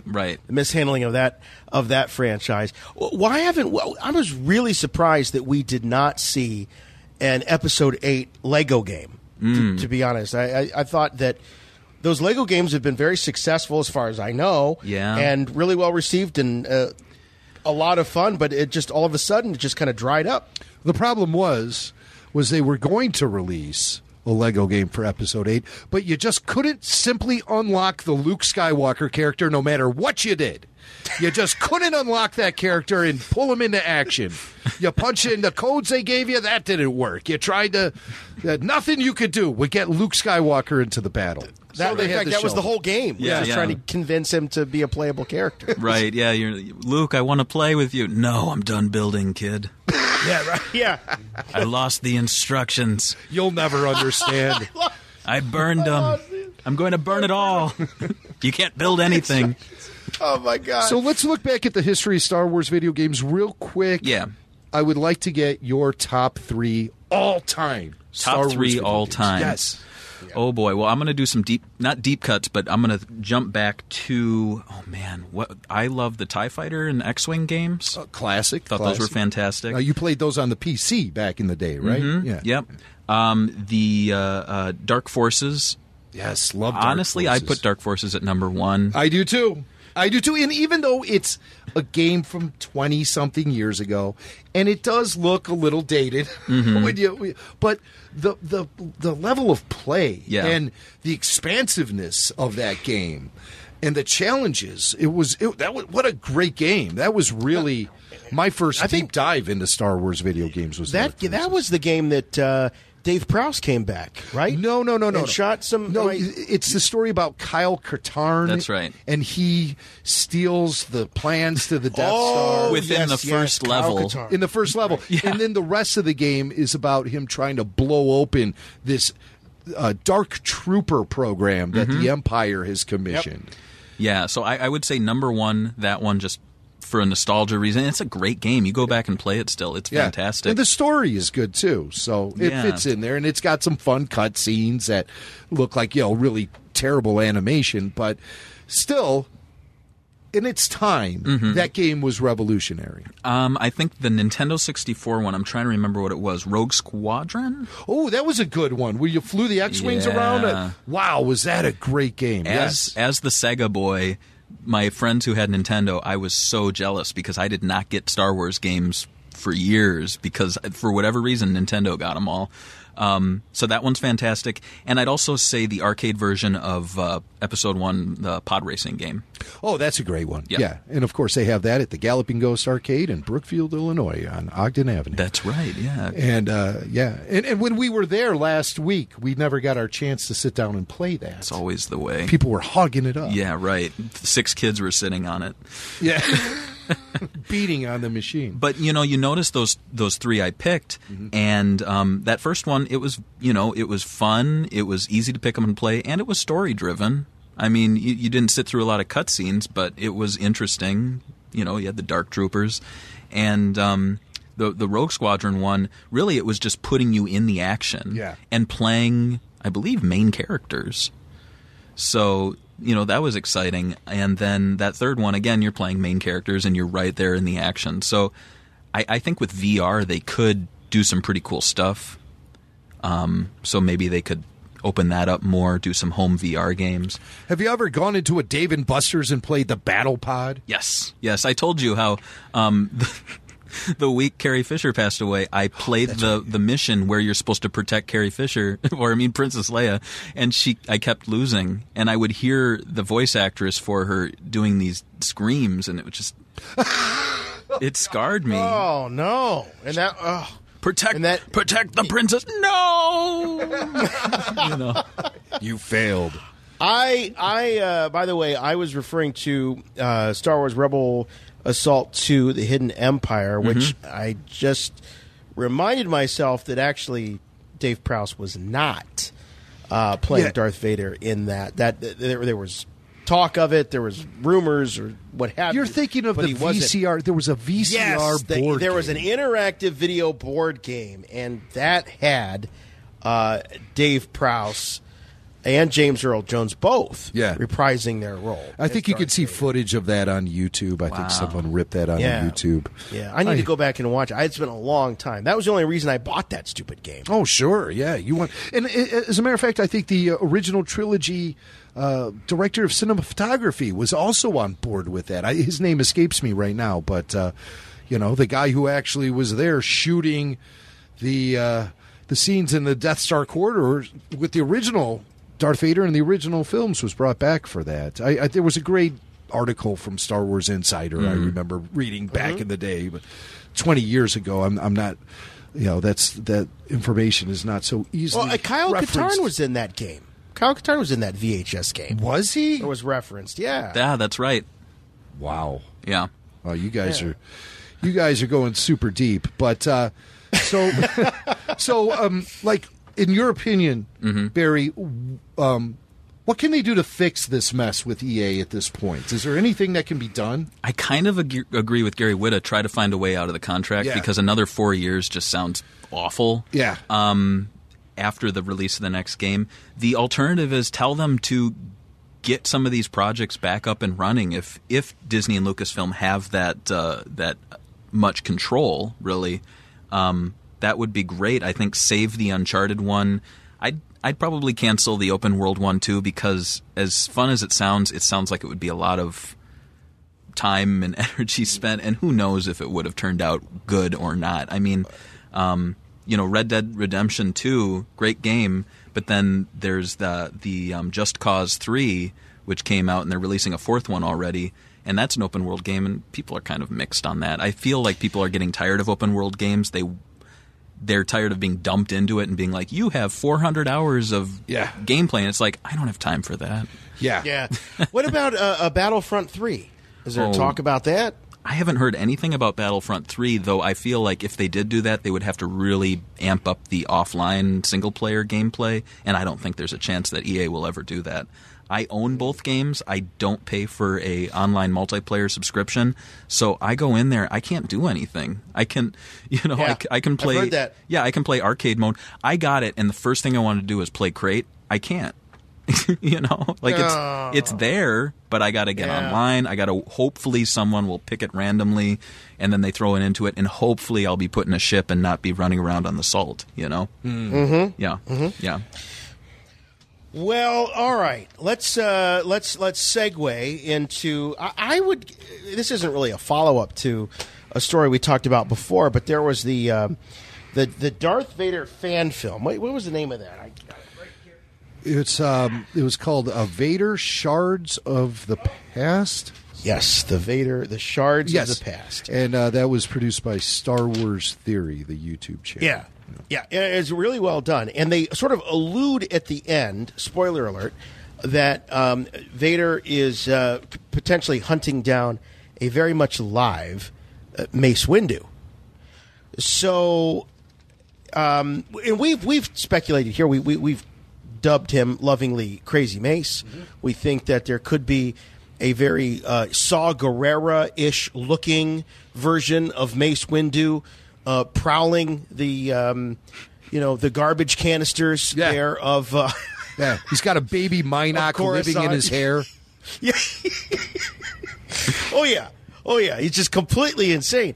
And I just love this idea that much like what we saw with Darth Maul, kind of rehabilitating himself and kind of coming back into the sane world. You could do that with Mace Windu, but we're not the only ones thinking this. Apparently, Samuel L. Jackson was asked recently, as he's out promoting the Glass, which is the follow-up to Unbreakable, the M. Night Shyamalan film, and he was on the Big Reviewski. I don't know what that is. Is that a podcast? It's just like a show where they review films and go to media junkets and stuff. It's produced by some Irish pop culture journalists at the website joe.ie. Oh, of course. Yeah. Rolls right off the tongue. Anyway, they chatted with Mace Windu himself, Samuel L. Jackson, and asked him the Star Wars question. Busy year ahead of you. When you take some time off to come back to Ireland and play some golf, man? I wish I knew. If only I could tell you. You have to. I have no idea. Come back and have a word with the Star Wars people. Throw your name into the hat for that. No go. I'm that guy, all you got to do is call. Yeah, all you got to do is call. Crazy Mace, ready. I think that goes with any movie offer from Samuel L. Jackson. He's the most prolific actor of all time. Anything you want him in, just call. But I once heard Sam Jackson talk about that he is, he's an actor's actor. There's nothing desperate about this guy. This guy just loves to work. He said that he talked about when he was doing theater back in the day. He said he was always auditioning for a play, rehearsing a play, and performing in a play all at the same time. He loves to work. He loves to work. And he won't get too picky about the scripts that end up on his desk, I think, a lot of times. But I also think Sam's in a very good position in Hollywood where roles are being written for him all the time. Mm-hmm. So he sees what he likes, and he likes what he sees. And so he'll sign on the dotted line and be in your movie tomorrow if you ask him. So, of course, we know Samuel L. Jackson has stated before that he would welcome a return to the Star Wars universe with open arms. So just call him. But what I find interesting about this clip, of course, the journalist is Irish. And he once again, this is the second time in the last month we've heard a reference to Star Wars shooting in Ireland. And maybe they're just, they're thinking more like retrospectively as opposed to thinking forward, because I'm pretty sure Star Wars filming is wrapped up in Ireland, and I don't believe Episode 9 has made a return, unless of course they're going to go back to Skellig Michael, which I've not heard any reports of. For the first two films, when they shot in Skellig Michael, there was heavy news coverage of it. I mean, it was the biggest thing to happen in that part of Ireland in the longest time. At least that's how it kind of came off. And of course, when Star Wars lands in your town, that's the biggest thing that's happened. So, but yeah, we've heard nothing about a return to Ireland. We did hear that that British politician Boris Johnson mentioned that the Obi-Wan Kenobi film is going to be shot in Ireland. But again, a lot of people said, hey, that guy talks out of his ass all the time. So so you got to take what he says with a grain of salt. But here we have this guy saying, hey, come out to Ireland, play golf, and be in a Star Wars movie, Samuel L. Jackson. And Sam's just like, just call. So I wonder what's going on with Ireland and Star Wars. I mean, is there anything really on the shooting schedule for that country? I don't know. I don't know. I mean, is it possible that there's some of the TV stuff might be happening out there? No, I think totally unlikely. Okay, I think totally unlikely. I think that stuff's all being shot in California, Manhattan Beach. At a studio out there. Well, something's going on Star Wars out there in Ireland because a goofy politician or no, I mean, the guy, I mean, what's he going to just make that up out of whole cloth? I mean, something's going on. But again, they could be thinking, about the past as opposed to thinking about the future. Right. Maybe assuming, maybe assumptions are being made. I don't know. Could be. It could be. All right, well, let's talk about the future here with some Episode 9 rumors. And, of course, with all rumors, in case they do come true... Spoiler alert! Spoiler alert! Spoiler alert! We do have to warn you. These could be spoilers. Today's rumor could be tomorrow's spoiler. So some of these Episode 9 rumors recently appeared on the Star Wars Leaks subreddit. And we're just going to go through these. So, Barry, are you a spoiler avoider? Are you a spoiler junkie? Or you just don't care? I spoil myself rotten. All right. Yeah, I like that. All right, let's spoil ourselves. Okay, what we like to do is we like to, with these kinds of spoilers or these kinds of rumors, we like to say whether or not they are poodoo, which means we just don't believe it at all. It's just crazy. Or the Force might be strong with that rumor. So let's see what we all think. Here's one. There is a Duros character who has prominence within the Resistance. A Duros character, and we haven't seen an on-screen Duros since Episode 4, New Hope. I can't think of one. That's there might have been one that snuck in somewhere in the prequels, but I'm not aware of it. Of course, the Duros species was the spotlight certainly shone on that species during the Clone Wars with Cad Bane. Yes, a Duros, but a Duros character who has prominence within the Resistance. Well, number one reason why I'm not sure if this is true is because we haven't seen any classic alien species in the Star Wars sequel films. And we've mentioned it here on the show. Other fans have complained about it. I don't know if those complaints actually reach the ears of the production crew. And they say, well, you know what? Maybe we should throw in a Duros or a Hammerhead and some Greedos in here and stuff. Maybe they will be trying to bring back some of that prequel and original trilogy aesthetic, which I think the sequel trilogy sorely is lacking.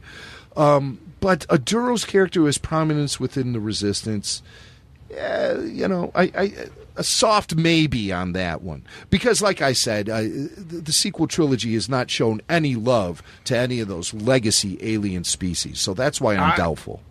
I say poodoo on this because I think the Duros is a character design that is a tough sell for a prominent character. They make a great background character, but once they start talking and having a lot of action outside of animation or in the comics, I think it looks weird. Well, of course, the Nemoidian species was derivative of the Duros. Yes. And, obviously with a little bit more personality, I think, in the facial features and especially in the eyes, you see more. More articulation for sure.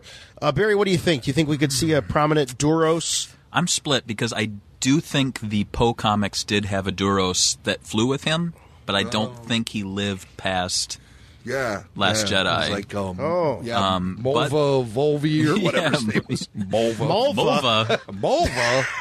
Well, he had a name like that. It was kind of like that. I don't remember. Right. But they might. Dolores!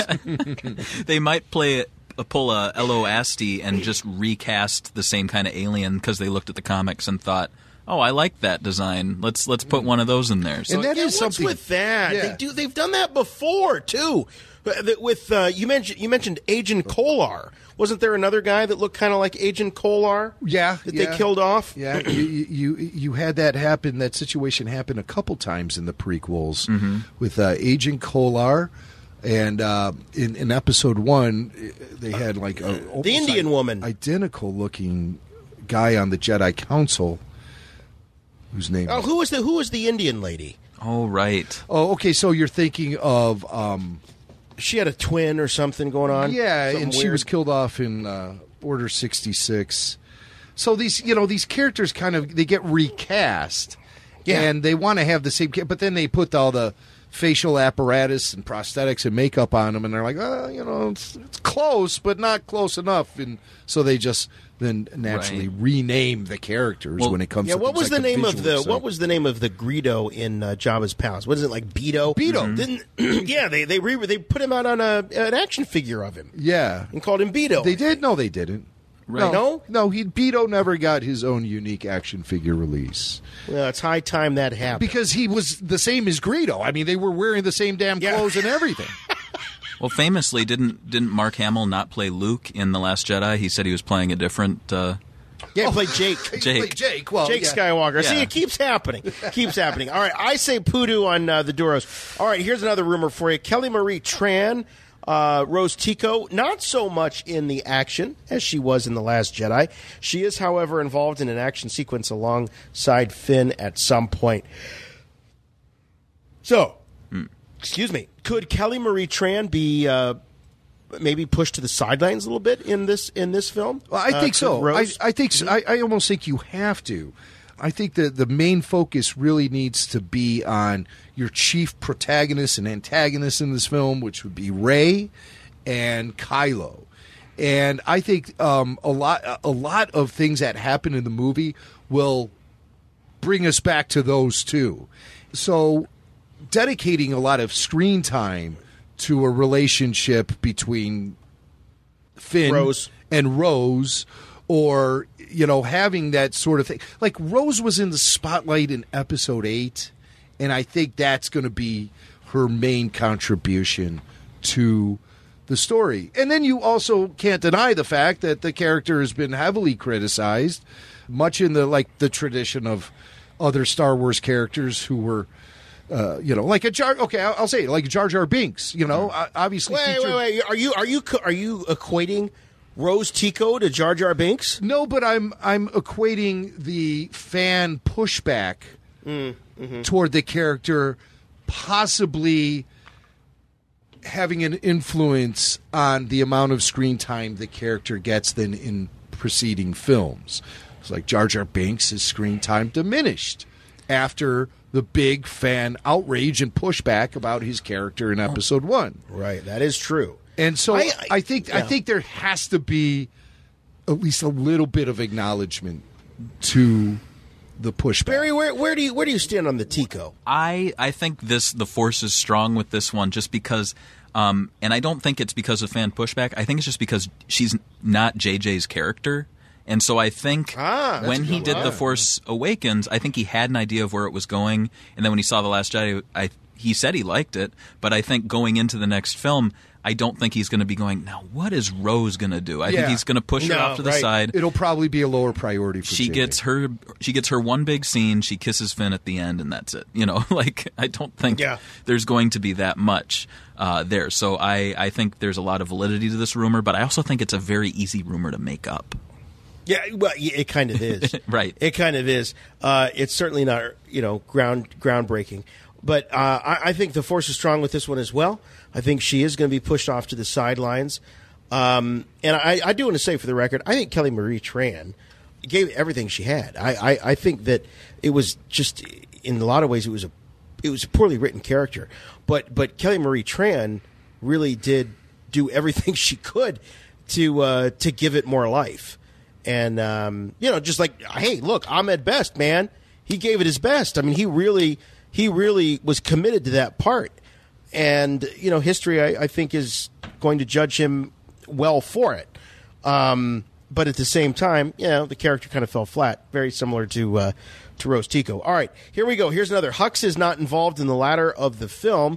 Not to say he dies early, but his power position is diminished, and he is not a primary antagonist. I think the Force is very strong with this. Kylo wants Hux out. He has very little tolerance, very little patience for him. I could see him making some sort of move and pushing this guy off to the sidelines, and he becomes a bit player by the second half of the film. Very, very likely.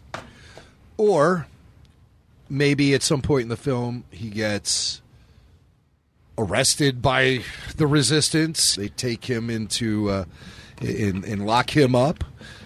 Or he is a turncoat, which has been a rumor out there that Hux is going to flip on the First Order and pull a callus and join the Resistance. Those things could happen. But I think that he would be involved in the latter half of the... Maybe not. Maybe a lot of, like, the intrigue and the tug of war that goes on between the Resistance and the First Order, maybe that stuff will be primarily wrapped up first half of the film, so the second half can really take a deep dive into the characters and where they stand. Maybe even after the fall of the First Order. You know, maybe Kylo is sort of a rogue survivor of whatever takes down the First Order. And so he'll have to be dealt with more in the second half of the film. But the big political intrigue or the conflict, the war, may be wrapped up in the first half of the film. What do you think about the idea that he gets pushed off to the side because early on in the film, Kylo Ren makes the decision to have the Knights of Ren run the show, and he just gets rid of all of the high-ranking officers who never were really on his side? Well, that could be. That could be, but I think if a Sith is going to pull a coup like that or a complete move toward domination, that they wouldn't be pussyfooting around with anyone standing in their way. Right. And Hux would be decapitated. You know, that's what I want out of my Sith Lords or Knights of Ren or whoever. I want them cutting heads off of anyone standing in their way. And I have the feeling Hux would definitely put up a fight in that situation. So, but, you know, this rumor says not to say he dies early, but his power position is diminished. So... And he's not the primary antagonist. Well, I'll argue that. He's never been the primary antagonist. Not at all. This guy's been riding on coattails ever since the beginning of The Force Awakens. And struggling to establish himself, I think.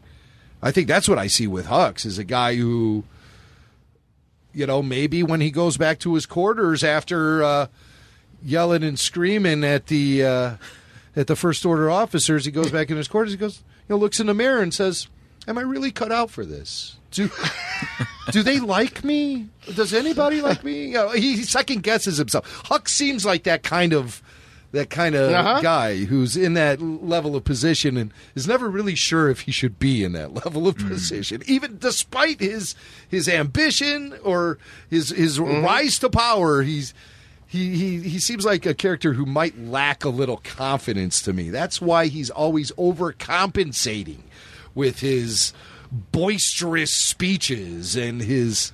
I mean, I think there's no question that he's highly committed and motivated to seeing the First Order succeed. But I think at the end of the day, Hux is more comfortable working in Snoke's shadow. And then when Snoke was gone, now he has Kylo Ren one-on-one, and that just doesn't work for Hux. And I don't think he has the skills to overcome that. Yeah. All remaining systems will bow to the First Order! This is definitely one of the more subtle characters in the story. Oh, yeah, right. All right, let's. Okay, so Richard Grant plays a tyrannical First Order general. I don't know, maybe, I guess. No, there's been some rumors out there. Yeah, we know he's cast, right? There's been some rumors that he could possibly be playing Grand Admiral Thrawn, but I don't see... Oh, yes, I do not see any sort of crossover like that happening from the books or animated series into the final film of the Star Wars saga. I think that's just going to make things more confusing. I think, if anything, these characters like Richard E. Grant, Matt Smith, possibly. I don't think Matt Smith has been confirmed. Or even like Kelly Marie Tran, Kerry Russell. I think these are really going to be characters that are on the boundaries of this whole story, you know? I mean... I don't think you're going to get much meat out of a Kerry Russell appearing in Episode 9. I mean, now the character she's playing may be extremely important to the overall saga, and it may be extremely important to the story, but I don't think it's really going to eat up a lot of screen time. I think that's going to be going more toward the characters that have already been established, like you said, Barry, by JJ. Mm-hmm. And he'll want to see their story through all the way. So these new actors who are being added, also Domhnall Gleeson. Or no, not Domhnall Gleeson, the Hobbit. What's his name? Is it Moynihan? Yeah. Dominic Moynihan. Yeah. I think those guys, I don't really see them having like main lead roles throughout the whole film. I think we're just going to get them in certain scenes. Oh, man, Star Wars is so known for this. I mean, they hype these big actors. Max von Sydow, legendary actor cast, cast for like 3.5 seconds. Right. Yes. Yeah, even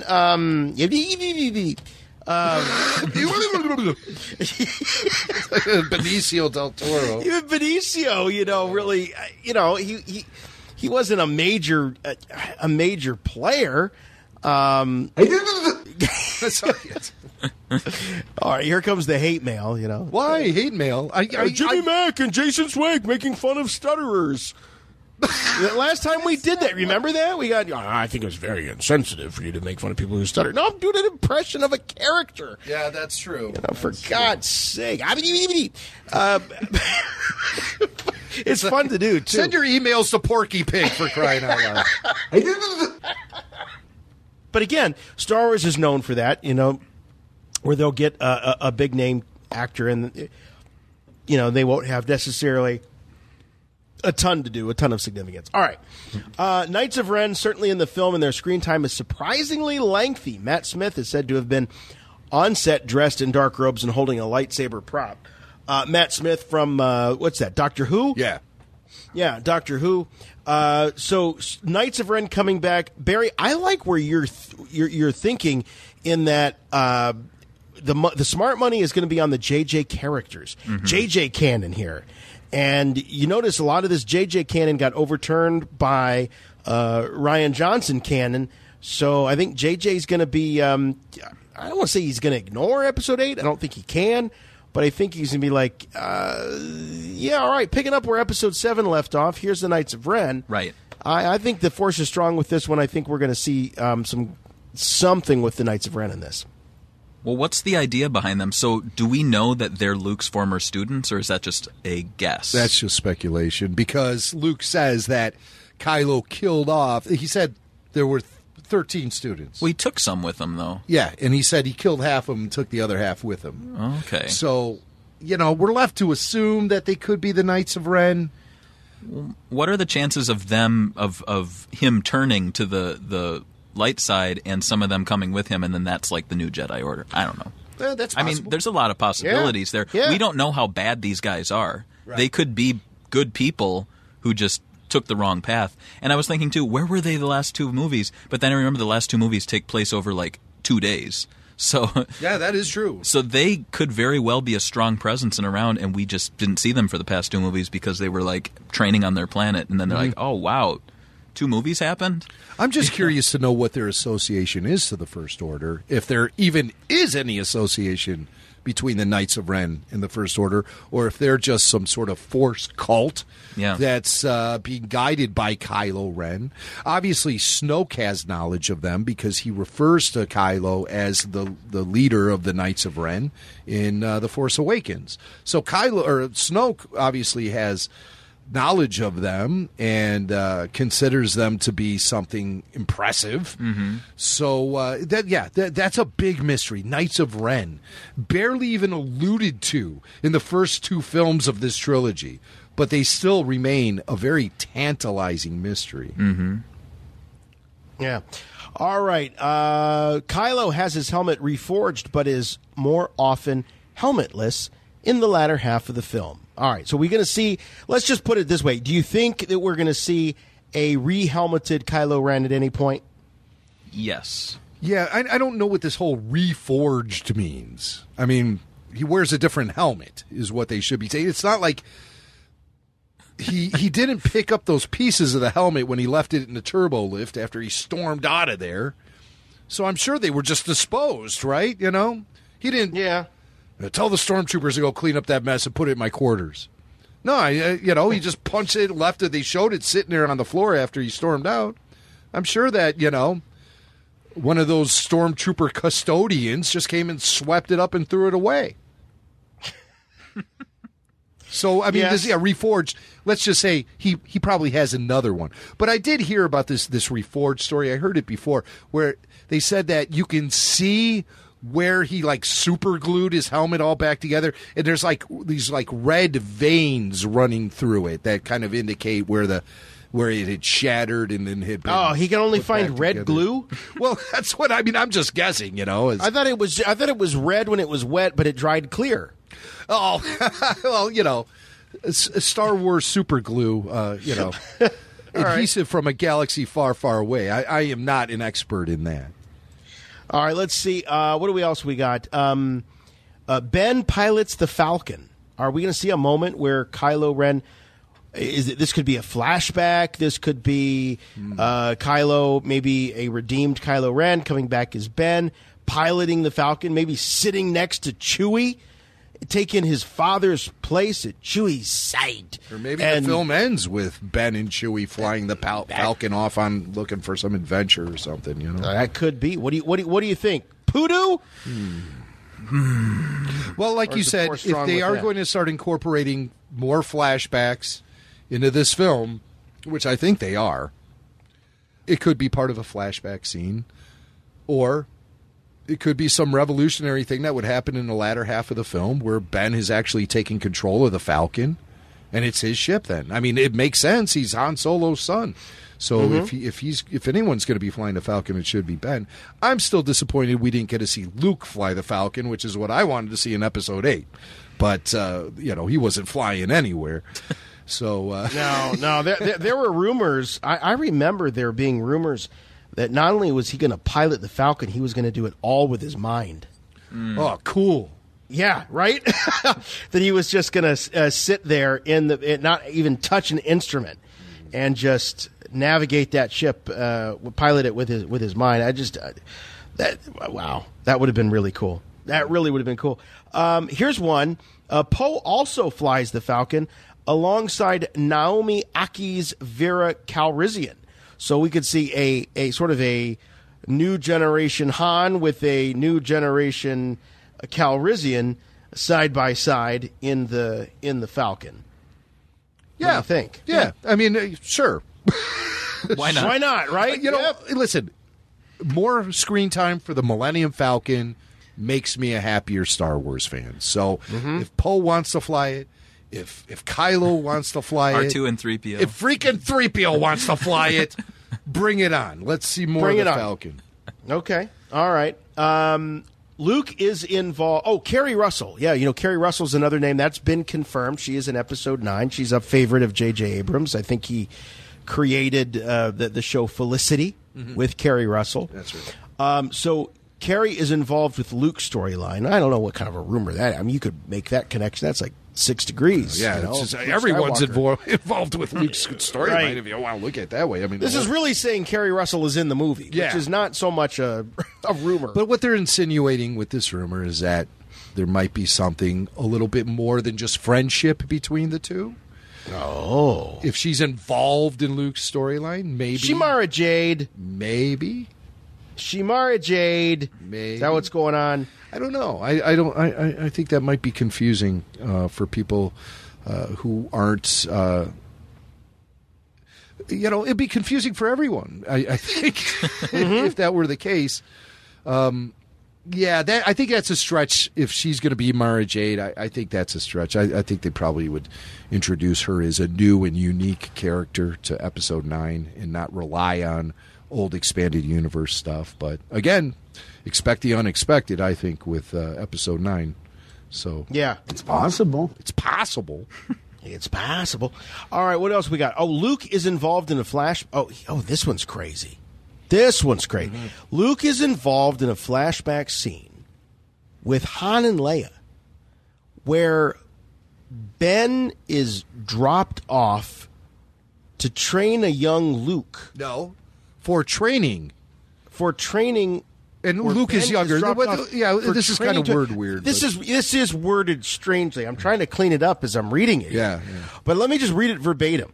Luke is involved in a flashback scene with Han and Leia, wherein Ben is dropped off for training to a young Luke. An 8-year-old Ben was cast. Ben? An 8-year-old Ben was cast, and he will have to talk with Luke about wanting to be a Jedi and a guardian of the good in the galaxy. This sounds like a really poor Google Translate thing. Well, this is obviously translated from another language. Well, what it's basically saying is that the flashback scene is going to feature Han and Leia dropping off Ben for training by Luke as a Jedi, and then at some point they're going to sit down and have a heart-to-heart, and Ben is going to tell Luke that he wants to be this, guardian for good. And I think it's just sort of supposed to be kind of a reflection on the Anakin character. When you think about young Anakin, Shmi would always say, yeah, he's a good kid. He only knows how to do good things. And that was always a goal of George Lucas, is like to show, like, how does someone go from being so good to being so bad? What pushes them in those directions? And with Anakin Skywalker was unquenchable thirst to control and display power. That's what Anakin always wanted, and then that blinded him. But he was actually, and he became Darth Vader, but he was actually a really good kid at his core, and that's how he was raised. So how does someone go from being so good to being so bad? And then I think you're going to want to deal with, like, an echo here with young Ben sort of reflecting the attitudes and morals of his grandfather at the same age, but yet he falls to the dark side as well. Mm-hmm. So I would like to see something like that, actually. Whether or not it's going to happen, I don't know. But I do believe there's going to be flashback scenes in Episode 9. And I think that the story of Ben and Luke and Ben's failure, I think that really does need to be explored more on screen than it has been in the first two films. Yeah, and the rumors of a Harrison Ford cameo in this film are really heating up. We're seeing it more places, and there's a lot of thought that says, well, this will help to sort of, mend the wounds. We talked about this at the beginning of the show, where the original generation of fans wanted to see the Holy Trinity back together again. Could they do some trick photography? Is some of this footage with Carrie Fisher from Force Awakens with Harrison Ford? Is that the loophole? That it's not Harrison Ford coming back and shooting new stuff. It's using footage of Harrison and Carrie both together. That's what I'm thinking it probably is. So, anyone's guess. If I could just throw in a little info that Carrie Fisher Todd laid on our friend Clayton Sandel at ABC. He did say there are lots of minutes of footage and not just outtakes, unused new content that could be woven into the storyline. And it looks like it was shot yesterday. And we know that JJ did significant 11th hour edits to The Force Awakens prior to its release. I have to think that there's a lot of Carrie Fisher stuff that was part of that original Force Awakens storyline that did end up on the cutting room floor. And, complete scenes and things of that nature that, didn't end up on the Blu-ray, obviously, because it would have presented probably a very different story than the one we got in The Force Awakens. And we've noted that Lucasfilm has been reluctant to reveal alternate plans or ideas for the sequel trilogy by, withholding things like behind-the-scenes books and that sort of information. And I think that part of the reason is because there's a very vastly different version of The Force Awakens that exists. Mm-hmm. A vastly different version than the one we finally got. So I think a lot of that is going to be mined for fresh content to create for Episode 9. And, again, a great way to bring back Carrie Fisher. So Todd Fisher says they're not allowed to talk about the details of anything, but they're thrilled. The Fisher family is thrilled by what they have been able to do with that existing footage of Carrie. And one other thing I want to note is that some people, some websites were claiming that Todd Fisher was on Good Morning America, and that's where this all broke. And I went absolutely crazy trying to find that footage. So crazy that I had to text Clayton Sandall himself and say, Clayton, where the hell is this interview? He said, that was misrepresented. It was a phone interview that he had done with Todd Fisher, not anything on camera. Todd was not at the Good Morning America studios, but there were some very reputable websites that were reporting that Todd was on Good Morning America. But I reached out to Clayton at ABC, and he told me that was not the case at all. So don't go looking for that video because you're going to go crazy like I did. Okay. Luke has shot scenes with both Daisy Ridley and Adam Driver. Good. All right. Good. Let's hope. I mean, I don't think anybody is real surprised that these Mark Hamill rumors are. Mark Hamill is officially a member of the cast of Episode 9. That's been gospel for a long time. How much he's in it, what role he plays in terms of Force ghost versus real corporeal human in the story, we don't know, but it's certainly not out of the realm of believability that he's going to interact with both Rey and Ben Solo, Kylo Ren.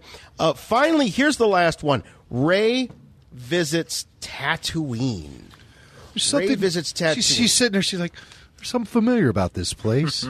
I don't know. Well, something out of a dream. Well, I feel like what? All of a sudden, Yoda's there on Tatooine too. No. Okay. Hey, listen. Hey, JJ copied enough out of A New Hope for Episode 7. I don't think he's going to go so deep as to start copying direct scenes from Empire Strikes Back and putting Rey on Tatooine with Yoda. But, it would be like that. She'd be like, oh yeah. This. She's like, well, I'm right in my element here. This place feels like home. Now, there was a story, and I don't think we actually got to this. We teased it, but it was one of those we didn't get to. This is going back to earlier in January, that it was leaked what J.J. Abrams gave as a gift to some of the crew that worked on the film, and the gift was a Bad Robot shirt and a little bottle of sand, a little bottle of beans, and a personalized note. Beans, and a personalized note from J.J. Abrams. The note attached to the gift reads as follows. Dear cast and crew of Episode 9, there are no words to properly express our gratitude and amazement. Your work has been next level spectacular, and you've done it all with kindness and respect. There are no words, but there are jackets. All right, so he's giving away jackets, apparently. So the note is signed by J.J. Abrams, Lucasfilm President Kathleen Kennedy, producer Michelle Rejwan, and executive producer Callum Green.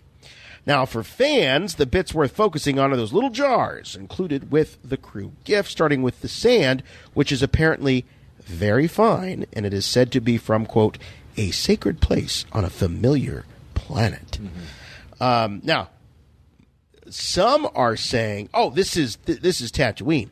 Others are saying this is Jedha, the planet from Rogue One that housed that Jedi temple and the Kyber crystals and all of that. And there's also talk about, oh, well, will we see Rey, create her own lightsaber and have to go to Jedha to get the Kyber crystal? Blah blah blah. What do you guys think? Do you think it's more? Do you think it's Barry? You think it's a better shot of this being Tatooine or Jedha? What does Disney care about more? Creating continuity between which films? I've never heard of Jedha. Was it in any of the episodic films? I don't know. I can't imagine them going there. Now, I did hear that these bottles, people were speculating that these were from the guy who worked on the thing as like an additional gift because he gifted it to someone else. I don't know if that's the case. Okay. But if that is the case, he's still basically saying this sand is important. I picked some up when we were filming. Was it Chris Mocked? Well, that's the thing. Was that Chris Mock peddling his DVDs again? I'm surprised there's still sand left in Tunisia after Mocked went there. I have one of those files, and I looked at it, and it looks like the same sand. Oh, really? Okay. So I would say, and also that I think that's in our universe sort of writing, talking about how it's what was it, a sacred place? Yeah. There's no sacred places on Tatooine, but to fans, it's a sacred place. And I think when he went to this filming location, whoever this crew member is, or if it was from JJ, to go there is an important thing for a Star Wars fan, and so you collect a little sand, as people do. And it just makes sense. Now, the beans, I have no idea. Maybe they ate a lot of beans on set and it's a joke. I don't know what's going on there. But I do think they need to go to a planet that we've seen in the first 6 films, because it feels so far removed. I love the sequel trilogy, but without the aliens and without the planets, like, I just, I feel like it's it's like a new film series and Luke, Han, and Leia are cameos. Like, I don't know. It's weird. That is well said, and others have made that have sort of made that observation as well. That in fact, we had a faithful Rebel Force Radio listener, Adam Giffey, and he talked about comparing the way that the sequel films have treated the legacy characters, and how the Creed films, sort of the spin-offs of the Rocky movies, have they treated the Rocky and some of the characters from those original movies. And he was kind of using it as a way to say, well, this is a great way to do it, and this is a not so great way to do it. But and I remember I listened back to the show, and I kind of threw Jim for a loop, and I said, hey, Jim, are the sequel films, are they sequels or are they spin-offs? and you really didn't know how to answer that at first. It kind of threw you. I think they're sequels. I still see a steady thread of mythology running through them all. So. I guess what's missing for me is you don't feel that connection to the planets. Like, there was a lot of planet hopping in the prequels, and I was like, oh, there's Tatooine.